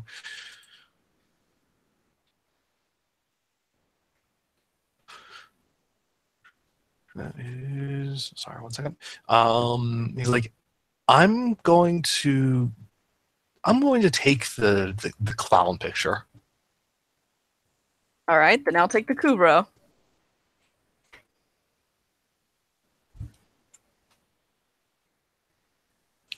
And Anna is just like, well, so where are we going?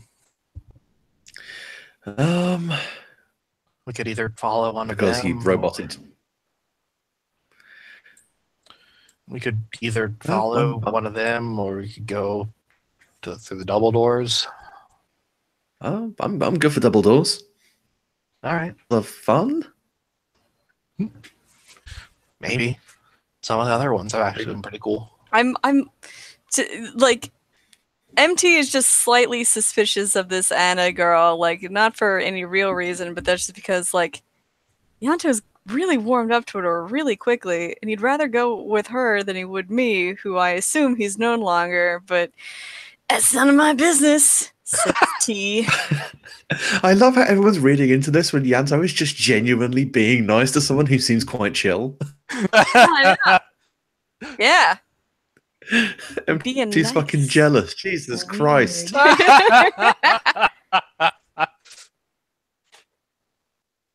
Oh dear.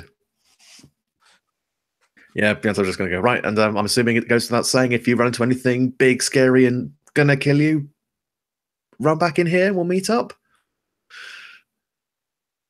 Dom just gives you guys a thumbs up. It heads eastward. Onwards. All right.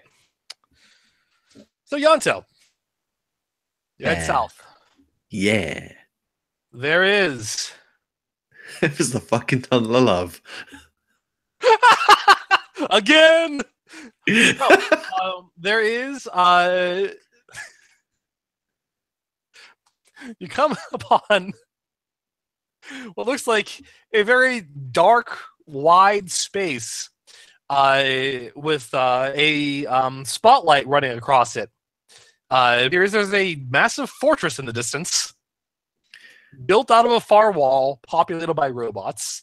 The hell is this? There is a spotlight that illuminates portions of the large yard, and nearby the entrance that you guys just stepped out of, there are a pair of robots under a dead tree chatting. And I'm not going to go through this again. Yanto just kind of looks at just leans, kind of cocks his head to one side, looking at the robots. The fuck are they talking about? What? You got any idea? I know. I think they're just waiting for us. Maybe. Do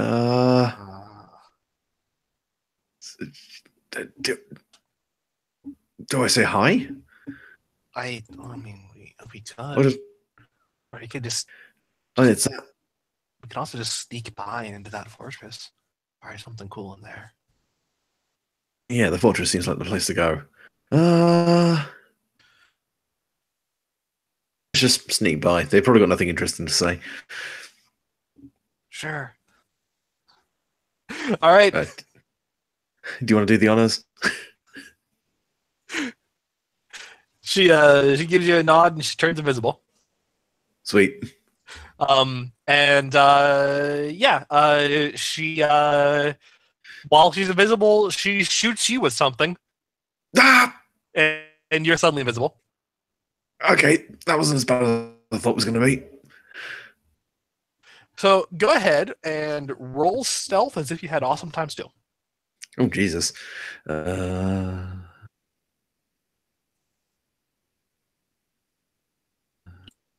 You made like the perfect friend for going through this one, I swear.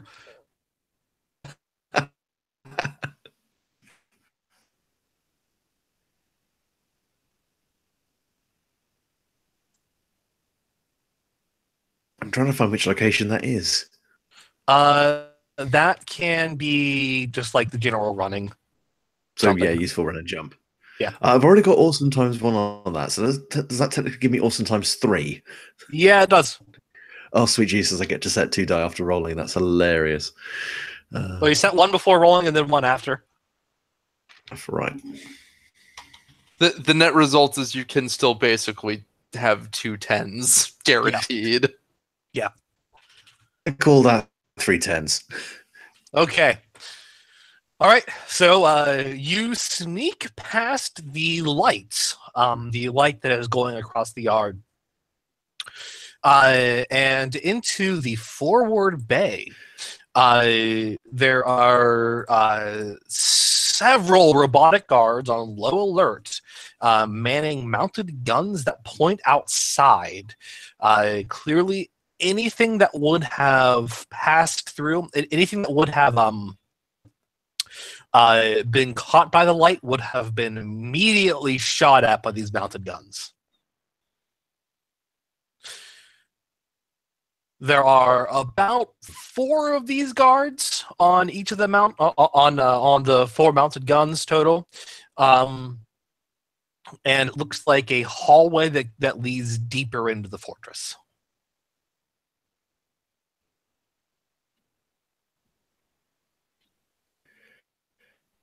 What do you think we should do? See if we can do anything about the guns, or just... I'll be honest with you.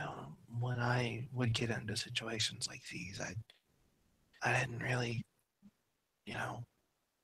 kill anyone. I would pickpocket if they had anything useful, and I would just sneak on by if I really had to.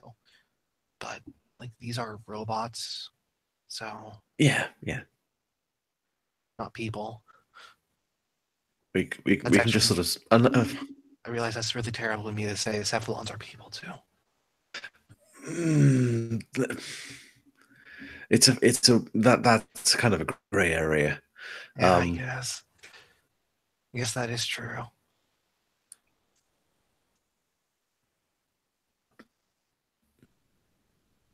I'm happy for us to just keep sneaking in. If we can get in and out of here without anything up, that's fine. All right. Okay, go ahead and roll another one as if you had, this time with awesome 1. So roll as if you have a total of awesome 2. Right.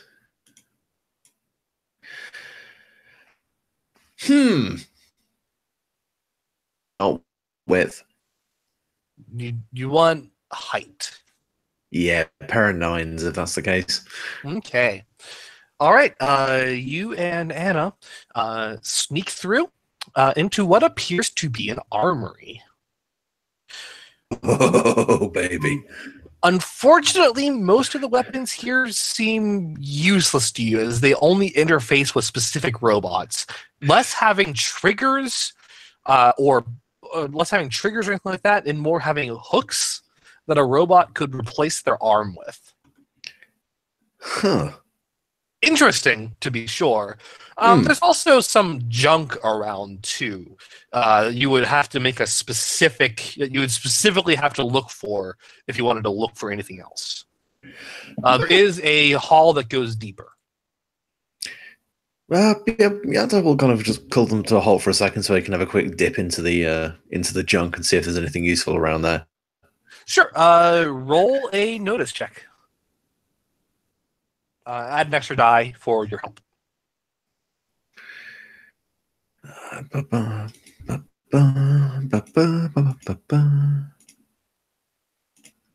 A pair of sixes. Okay. You find a busted up but legendary weapon. Okay. You find an entirely useless but reproducible Nikana Prime. It's old and busted, useless for now. But if you could repair it, it would be priceless. Yanto just like is kind of sifting through it, kind of sees the hilt and the little ribbon hanging from, like, the tattered looking ribbon hanging from it, and just goes, "Oh, this is the coming to Lure has now just officially been worth it." Is that what I think it is? Holy shit, dude! I don't run missions anymore, but that would be amazing. I mean, just as like a letter opener, that would kick ass. I know, right? Holy shit, dude! Yes.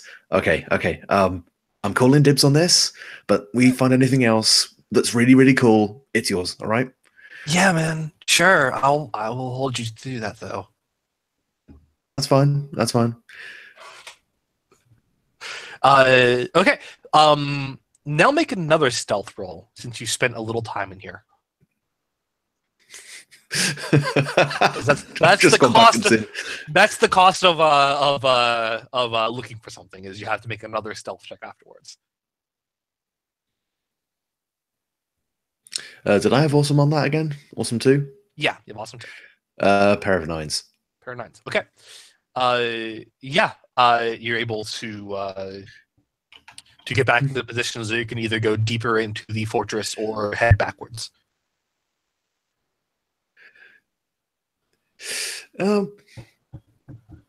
Let's keep going. Okay. You head deeper into what appears to be a barracks. There are about 6 more robots who are apparently sleeping in bunks here, and the invisibility on both of you runs out. Oh yeah. So I'm going to call for a stealth check. Without all these stealth checks. You can get a +1 from your help. Just to see if she can possibly invisible you in time.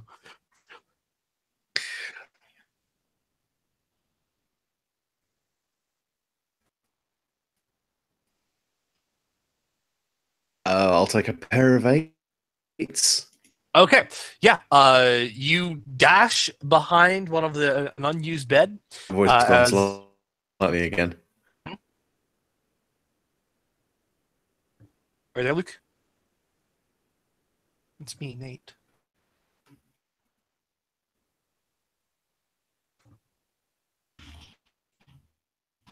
I think maybe Chrome ate him again. Super Robot, yeah. Chrome ate itself again. I think the connection's going screwy again. Yeah. Go hangouts with anything else. I think if Chrome's opening up like 11 different things, like it's probably Chrome is fucking up for some reason. Can you talk again though? Was that just a brief hiccup?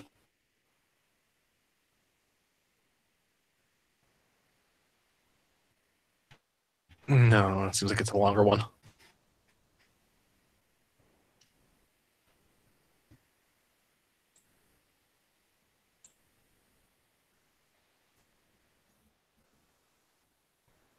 Okay, well, we're going to pause there while we wait for Luke. We'll pause that scene. I'm going to cut over to MT. But, oh, no, Amanda's in the restroom. Shit. Zach! Hi. Want some cool stuff? Sure. I have some notes.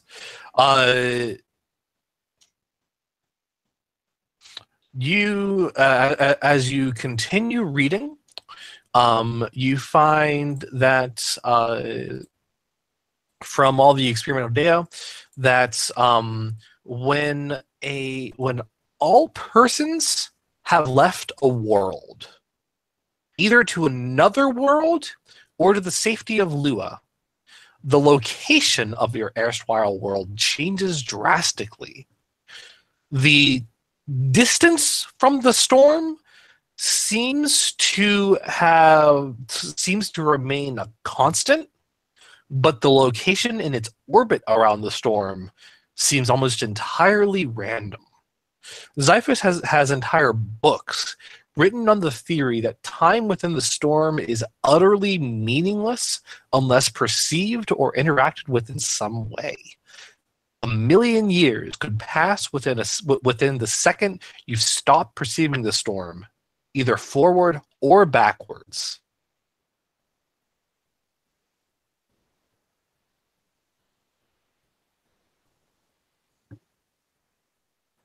I wonder if that's why he built the observatory, to try and ensure that it remained here.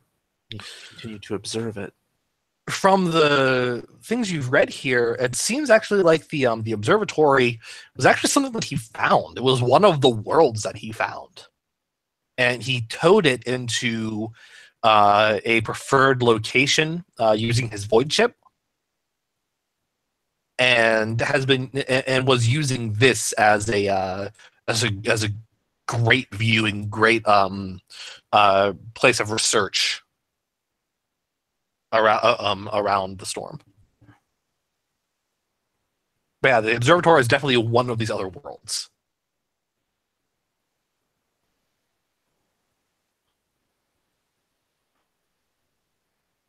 Hmm.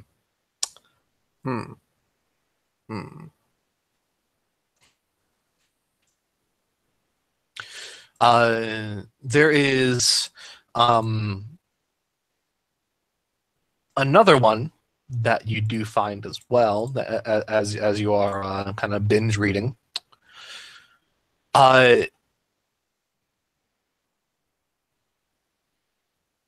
The storm seems to function almost like our theories on black holes. Clearly, with an accretion disk, with a insatiable hunger, that notably pulls worlds and half worlds, which half worlds seems to be what he refers to as the debris that you found. As it slowly pulls things in past the event horizon. But there's a thing that he observed. The storm clearly affects more than 3 dimensions, something we can barely even observe, let alone document. The worlds and half-worlds, however, do not seem to be affected by the intense multidimensional gravity near the event horizon, where anything remotely close should have been spaghettified and torn apart and dragged inside. So he theorizes, and he doesn't have an answer to this theory. Does that mean a world will survive past the event horizon of the storm? And if so, what becomes of it?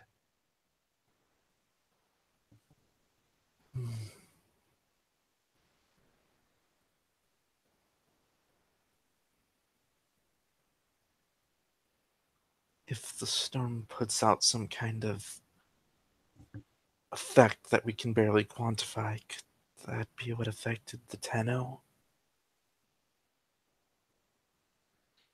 Trinity just kind of what is it that we're actually tapping into when we are drawing power from it? Trinity just kind of looks a little pensive as she thinks about that too. Elsewhere, MT.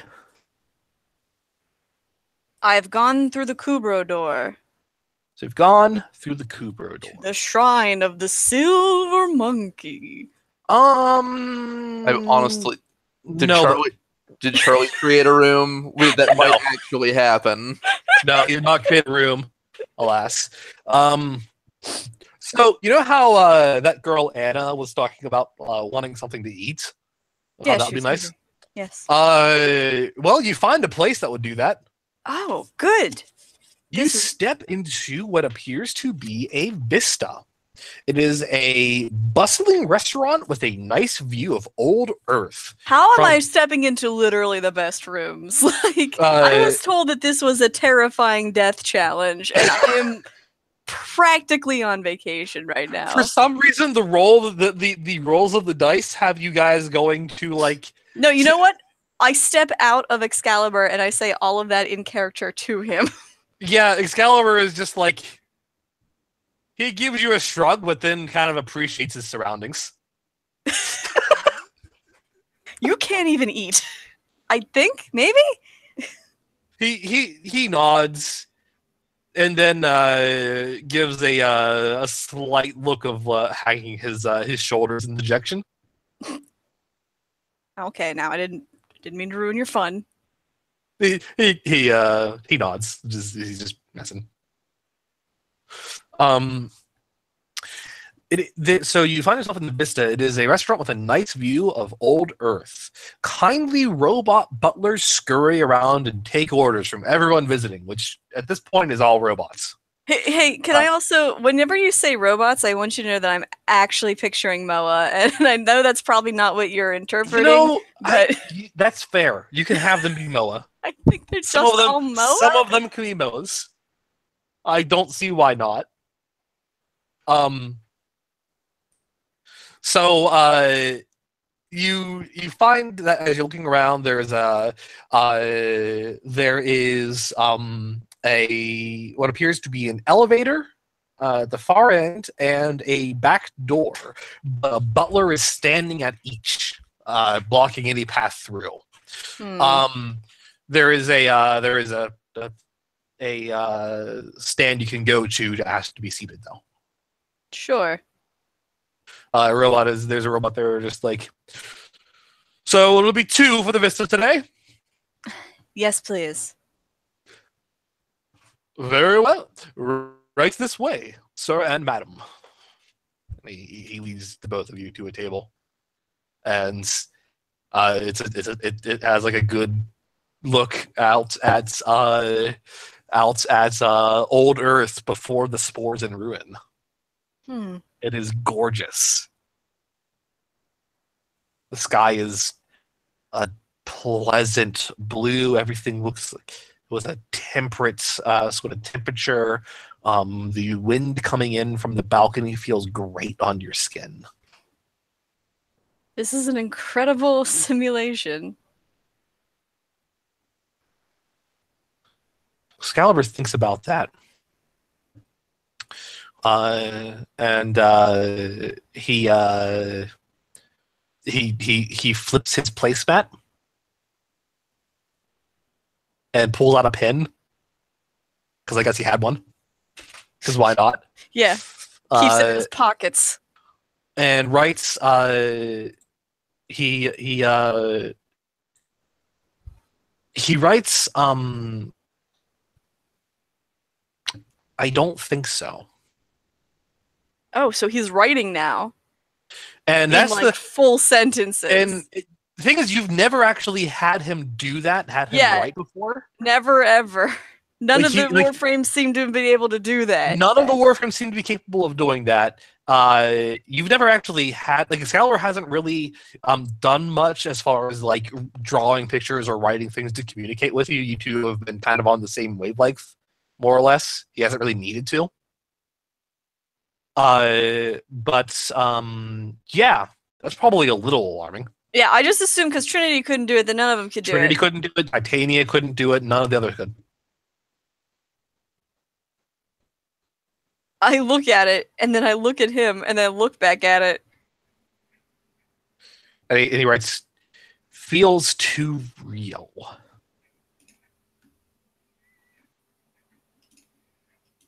You can write? And he writes, "Yeah, comma, the whole time." No need to get fucking sassy right now. Are you kidding me? He gives this sort of a vaguely sassy posture. I've had all these questions. Everyone's had all these questions. You could communicate the whole time?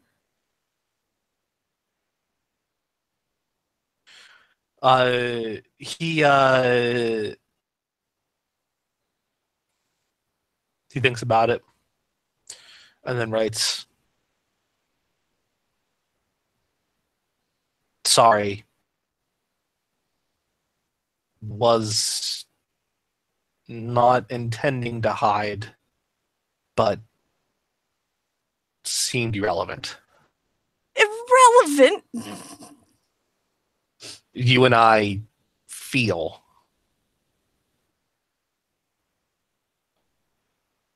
Okay, This but communication seemed unnecessary. Also awkward.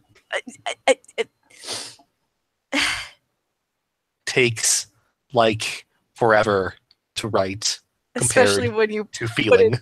sentence enhancers like and comma. Okay. And a waiter comes by to get your order. Can I have another minute to look at the menu? Thank you. Yes, ma'am. I open the menu. So does Excalibur, just to fawn over it. I don't understand. I mean, obviously, words have more weight than just feeling things out. I don't understand why you're doing this to me. I don't understand what you are.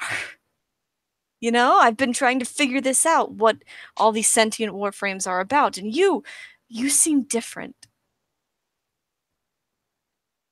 I never intended to hide anything from you.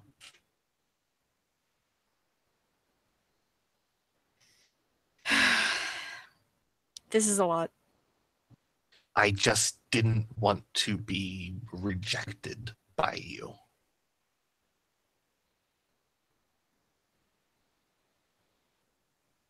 What does that mean?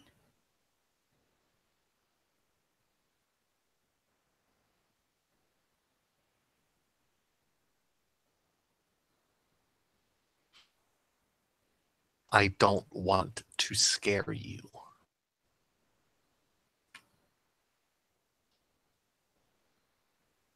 Did once ... somewhat gun shy.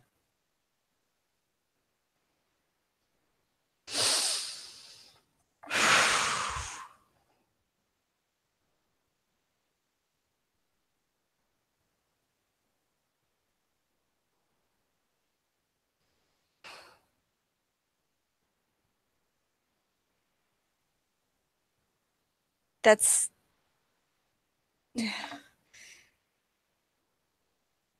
You have to understand. I'm scaring myself.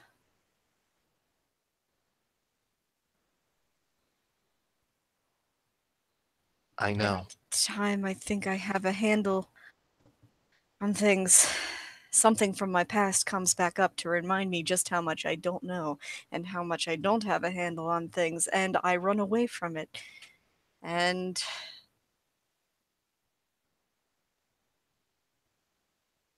A part of me does not want to stop running.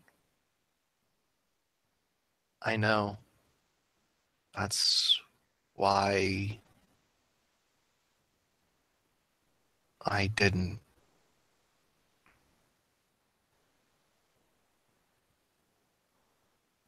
It was probably a poor idea to start writing now. I'm sorry.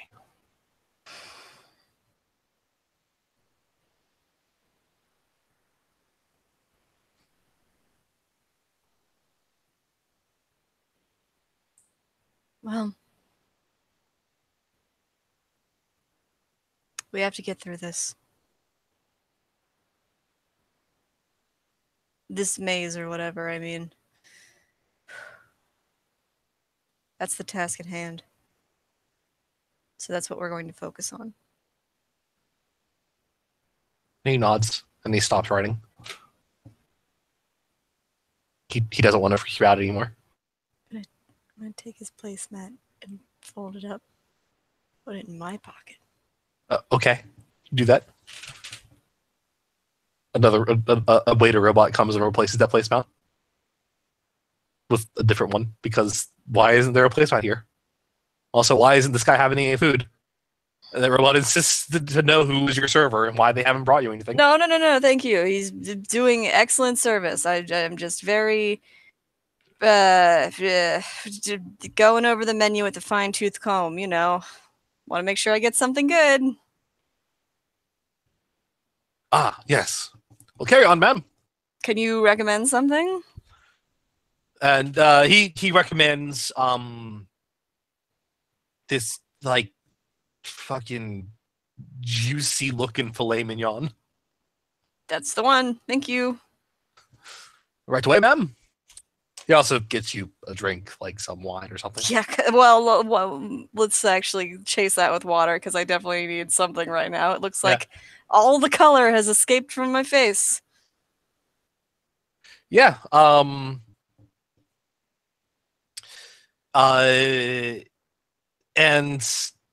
do you attempt to communicate with Excalibur again?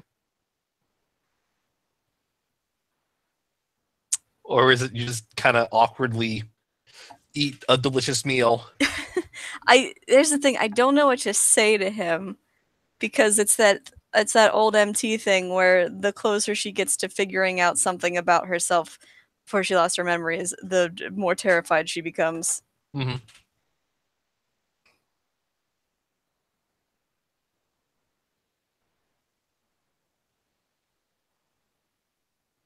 I have a lot of questions that I just don't know where to start.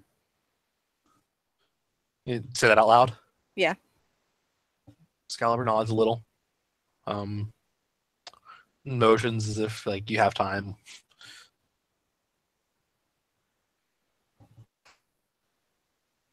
You're not like the other ones, are you? He nods. You've never been like the other ones.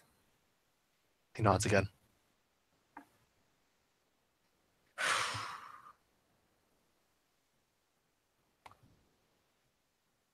People have been telling me that it's very weird that I have an Excalibur by my side.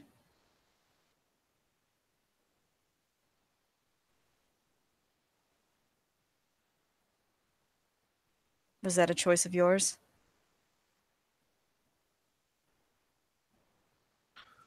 He shakes his head.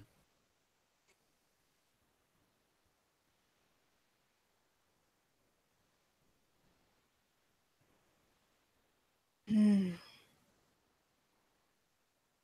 And then for like a brief moment, he like looks like he's trying to find a way to pantomime his thoughts, and then gets frustrated as he can't think of a way. This is fine. Yes or no is fine right now. Nods. Sorry. I know you want to explain yourself. It just...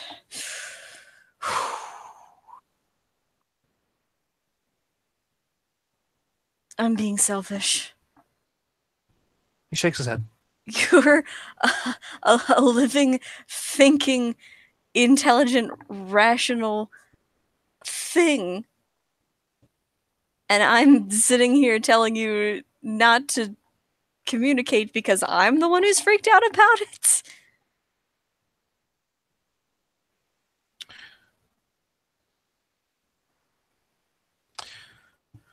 Sort of puts a fist to his heart and then motions to you,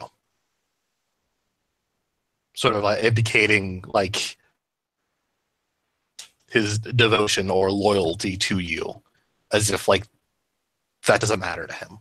What you just said, like how that could be perceived as selfish, that doesn't matter to him.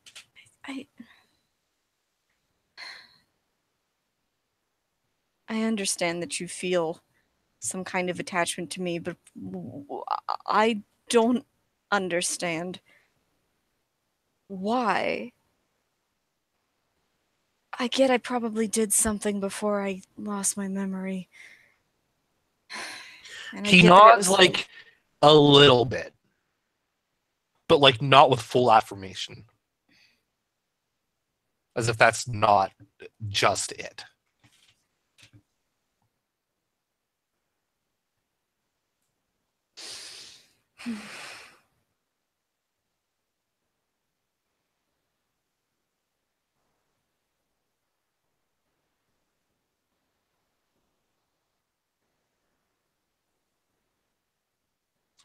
And he holds out a hand as if like to indicate that he wants to take yours.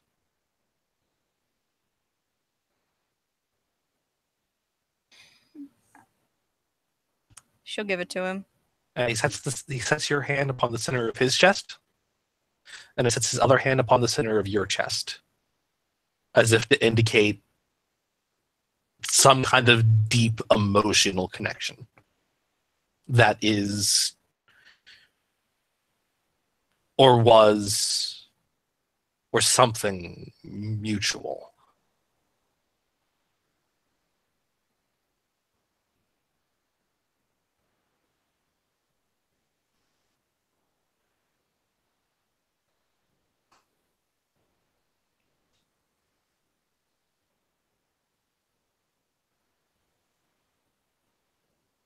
Thank you. Yes.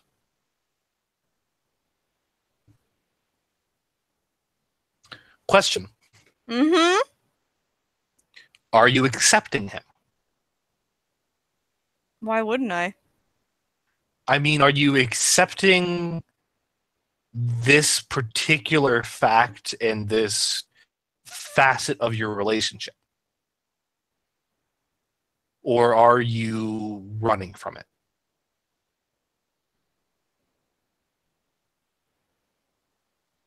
I mean, I can't really run. You can emotionally run. You can recoil. You can refuse to acknowledge this again. You can put this on the back of your mind and let it come up naturally again some other time, but like not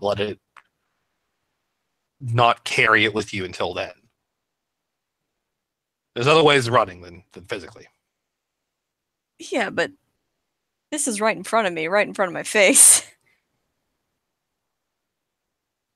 Yeah, I'm just wondering, like, if you accept this or if you put it to the back of your mind.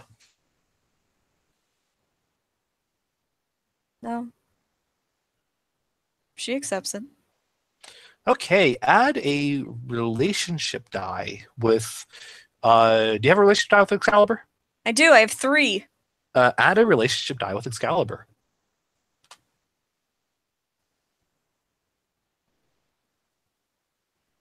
Now I have 4.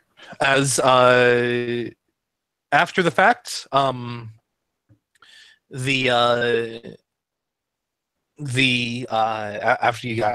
you eat and have a good meal, the waiter comes by and is just like, well, it appears that the two of you have shared a genuine and, quite frankly, tearful emotional experience together.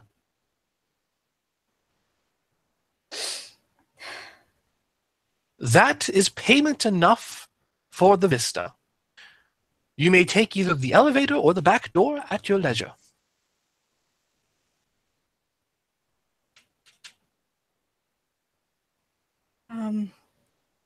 Thank you. And yeah, he takes your plates and skirts away. As you find the gimmick of this room.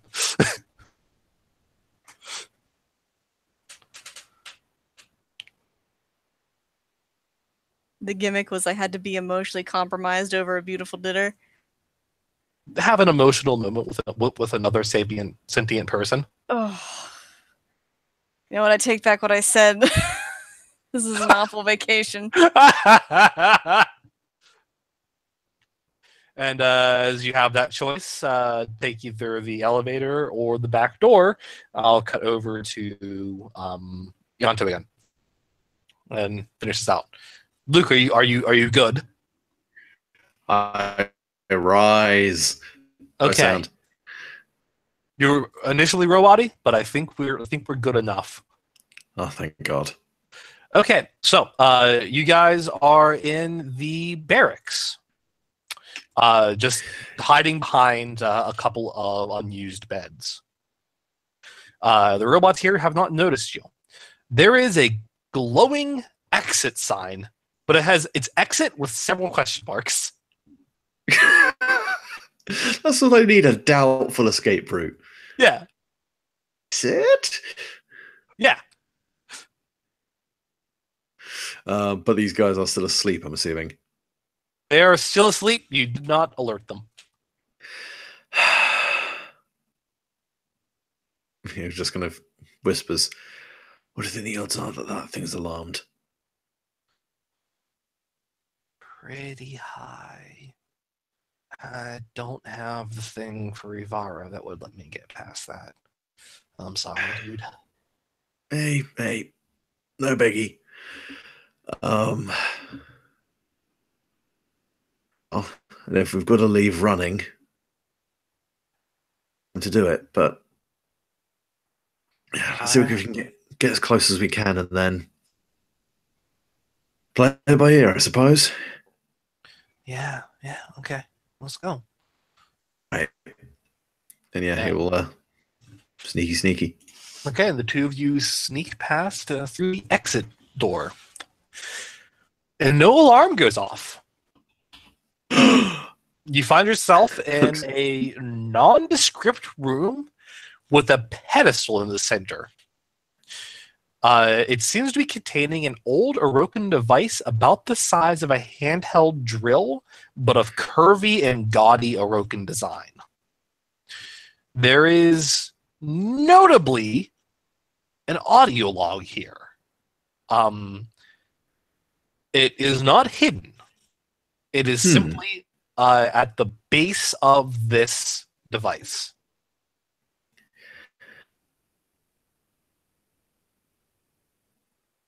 Yeah. Well, that's a interesting, whatever the hell that's supposed to be. Yeah. Oh man, does that mean this one's mine? I guess so. I mean, maybe we should check out what it does first, in case it's like a that's probably automated lobotomy device. Yeah, that's fair. I want to take this thing and then pull the trigger on the drill, and then boop, brains mush. Yeah. Yada will just edge forward and scan the audio log. The audio log says, I will admit my faults.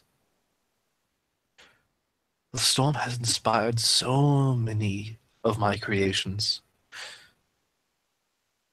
Powered so much of my innovations. But the void spike is the one I regret most.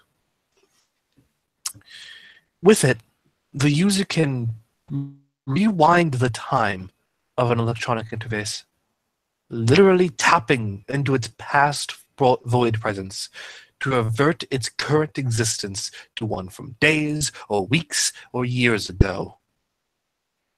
A useful tool, yes? But I want you to imagine a world where a single computer virus has no cure, where it's actually impossible to stop it, no matter how you try. That is why I created exactly two. One for a single determined Tenno, and one for the 7 to share.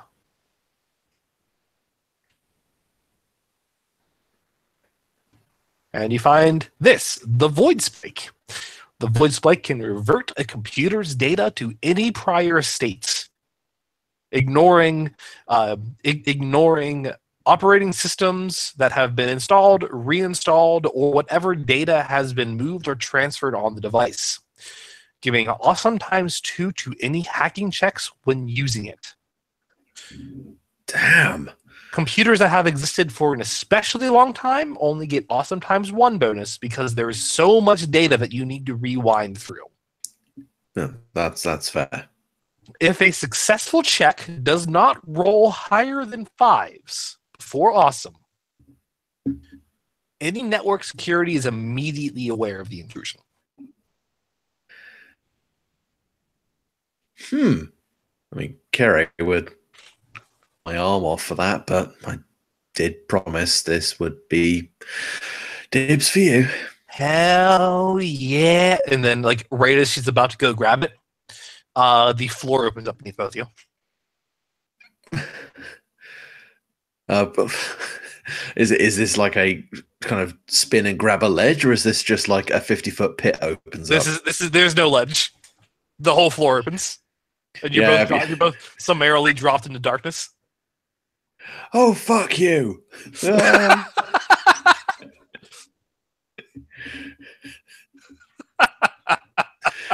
you have to at the very least try and get his feet underneath him so when he lands, he's not going to, snap himself in half. Yeah. Do you catch the Void Spike as it tumbles along? The Void Spike went down as well. Yeah, as it tumbles along. Is Anna going after it as well, or? She seemed too surprised by this. Oh god, okay, I'll get it. Sure. Go ahead, roll shop. When I just.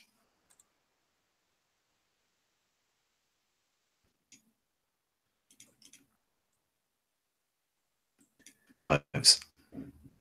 What'd you get? Pair of 5s. Pair of 5s. Okay. Pair of 5s. Yes, you catch it. As you catch it, before you both land, rather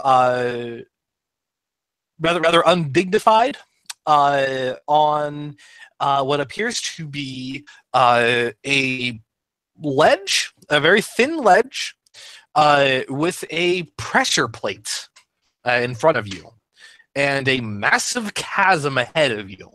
There appears to be another ledge on the other side with a similar pressure plate.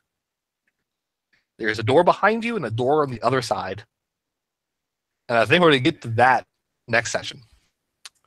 Before I end, though, I'll give one more thing to Kirei.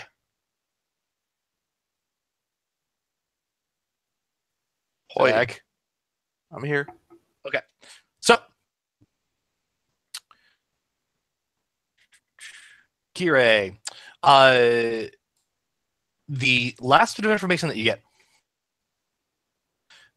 So you know that Xiphos didn't have a lot of journals about this place and personal records, but there is one that you do find of interest. That is one of the rare ones. He records one of his experiences in one of these worlds. Entering a world can theoretically allow you to interact with people across timelines. But when you leave the world, you can only return to the place you came from. Xiphos remarks on an experience he had with what he calls a post-human. A humanoid being of pure light that spoke Orokin with all the grace of Xiphos speaking Latin. They could barely communicate with each other with the million-some-year difference in languages. Eventually, they both gave up on attempts at advanced conversation and were mutually amicable in simply observing one another for a significant portion of time in their day-to-day activities. Eventually they parted, and Zypho suspects and hopes that they parted as friends and colleagues.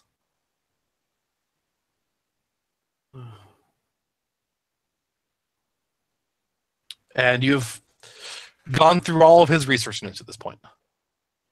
To interact with people across time. I wonder if you could change the past if you met someone from the past. But it would seem like the chances of meeting someone relevant to your own past would be extraordinarily slim. Trinity kind of nods along with that. And having gotten everything there was to get from this place, you have the two doors that you can go through. One to the east, one to the west. She'll just she'll go east. Why not? Okay.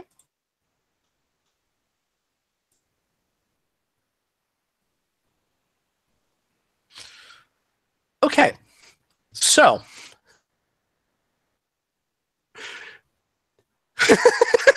Okay. I love this. You enter a you enter a that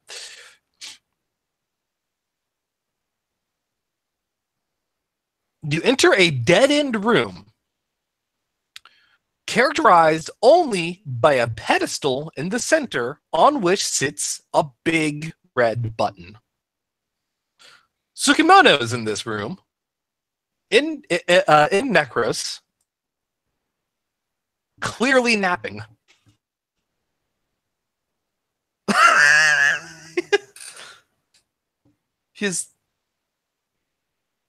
I better not be trapped again. She will go and... Tsukimono, that's you. Tsukimono? And he like stands up real quick and like grabs his weapons and then like sees just you and like, oh.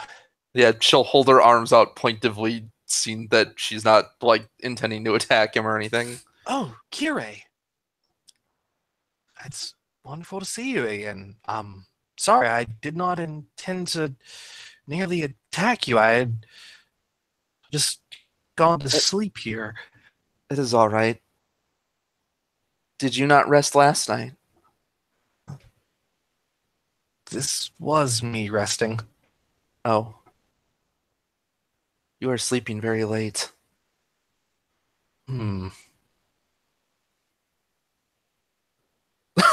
In retrospect, I realize this is actually a specific trait of both him and Akane. They are super late sleepers.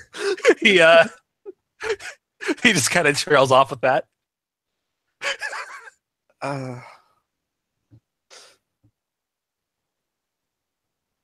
Question for you.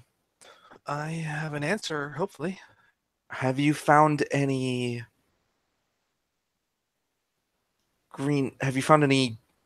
they seem to be audio logs? Green shapes? Yes, I've found a couple of them. I suppose there's no way for them to transfer data, you said, with... Yeah. Well, no, you can. He transfers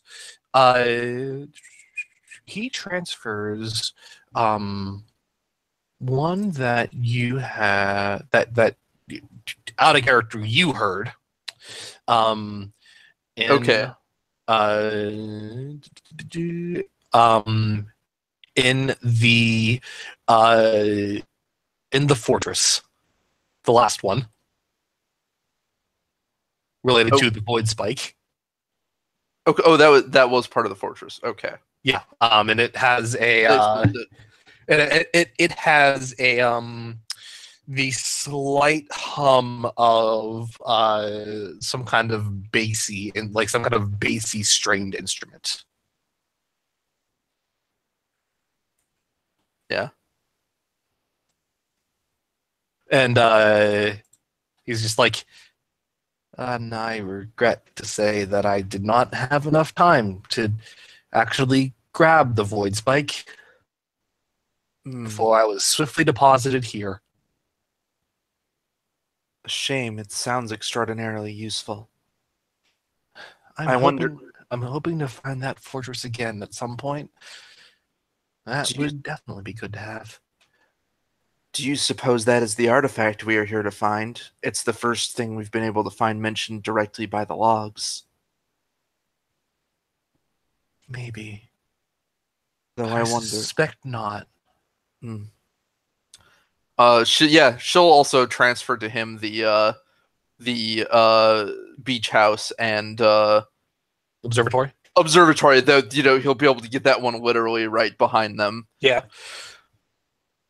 Interesting. This guy was absolutely obsessed with this storm, it sounds like.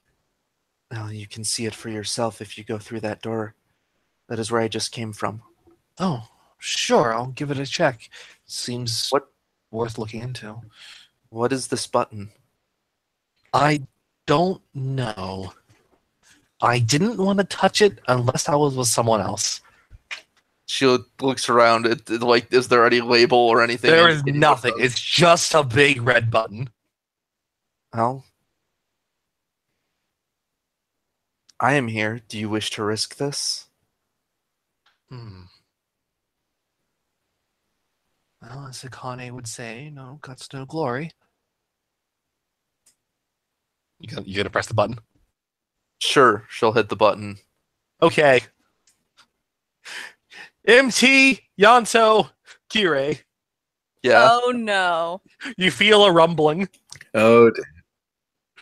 Oh no! Does the final countdown start blurring out of speakers all around the maze? No, you feel a rumbling as all doors that you would have had open, which only MT had one open, but I'll say that Yanto and Anna were close enough to the door behind them that they could hear it.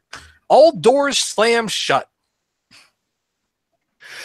And you feel a rumbling of the maze shifting around. Oh no. Brilliant. Interesting. Has 24 hours passed already? No. Just the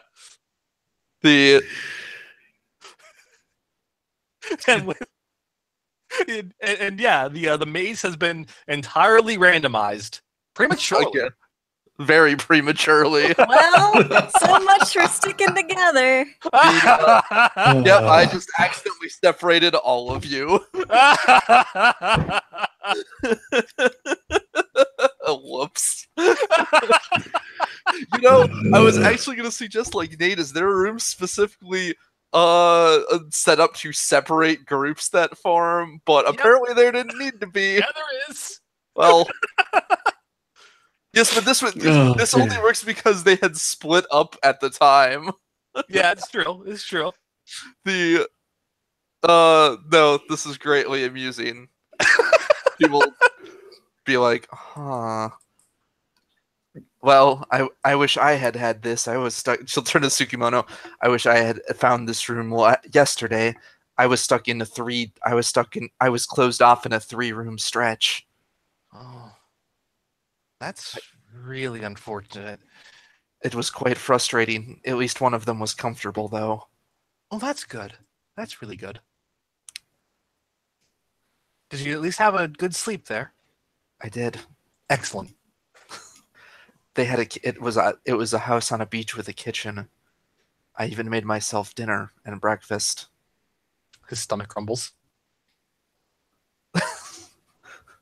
Perhaps we should see if we can find a room where you can eat. That would be preferable, I'll admit. And with that, are we... With that, we end the session.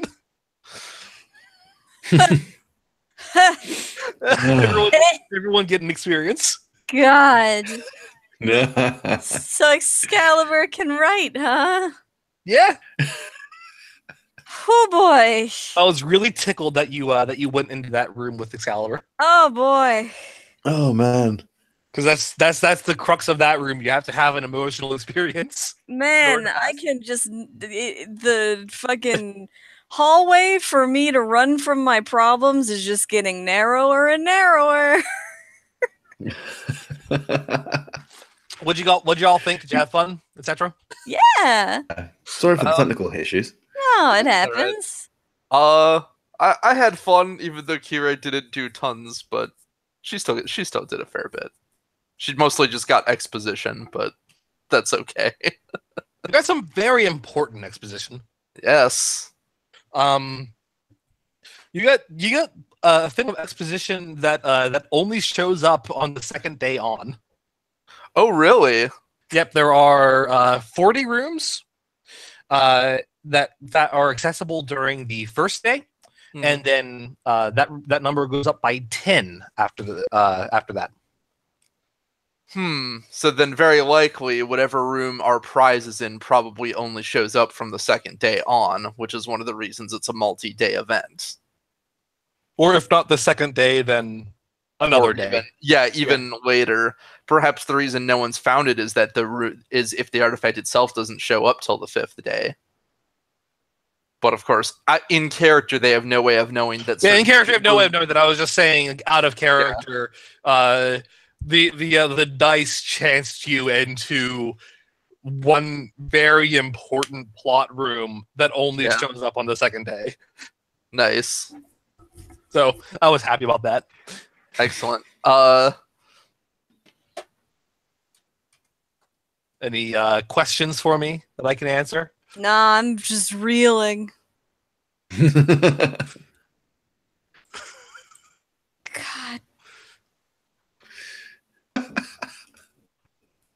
Yeah. Did I used to date my Warframe? This is weird. Oh man. Well, he probably wasn't a Warframe then. At the time, I understand that. Yay. Yeah. So the void, huh? The storm. The storm. Jesus. There is the I'll send you I'll put it in the chat here. Since some of the things that I gave Zach were while Luke was having an internet hiccup. Sure. And You while can also actually put them in the timeline I created. oh sure. Go ahead and link me the timeline. I have a section for the audio logs. You can also Go ahead and link the timeline in the Google chat here, so I can do that. Sure. It's anyone have any up there above, but I'll link it again. Anyone have any questions or comments for in the recording? I think not. No, well, happy. All right.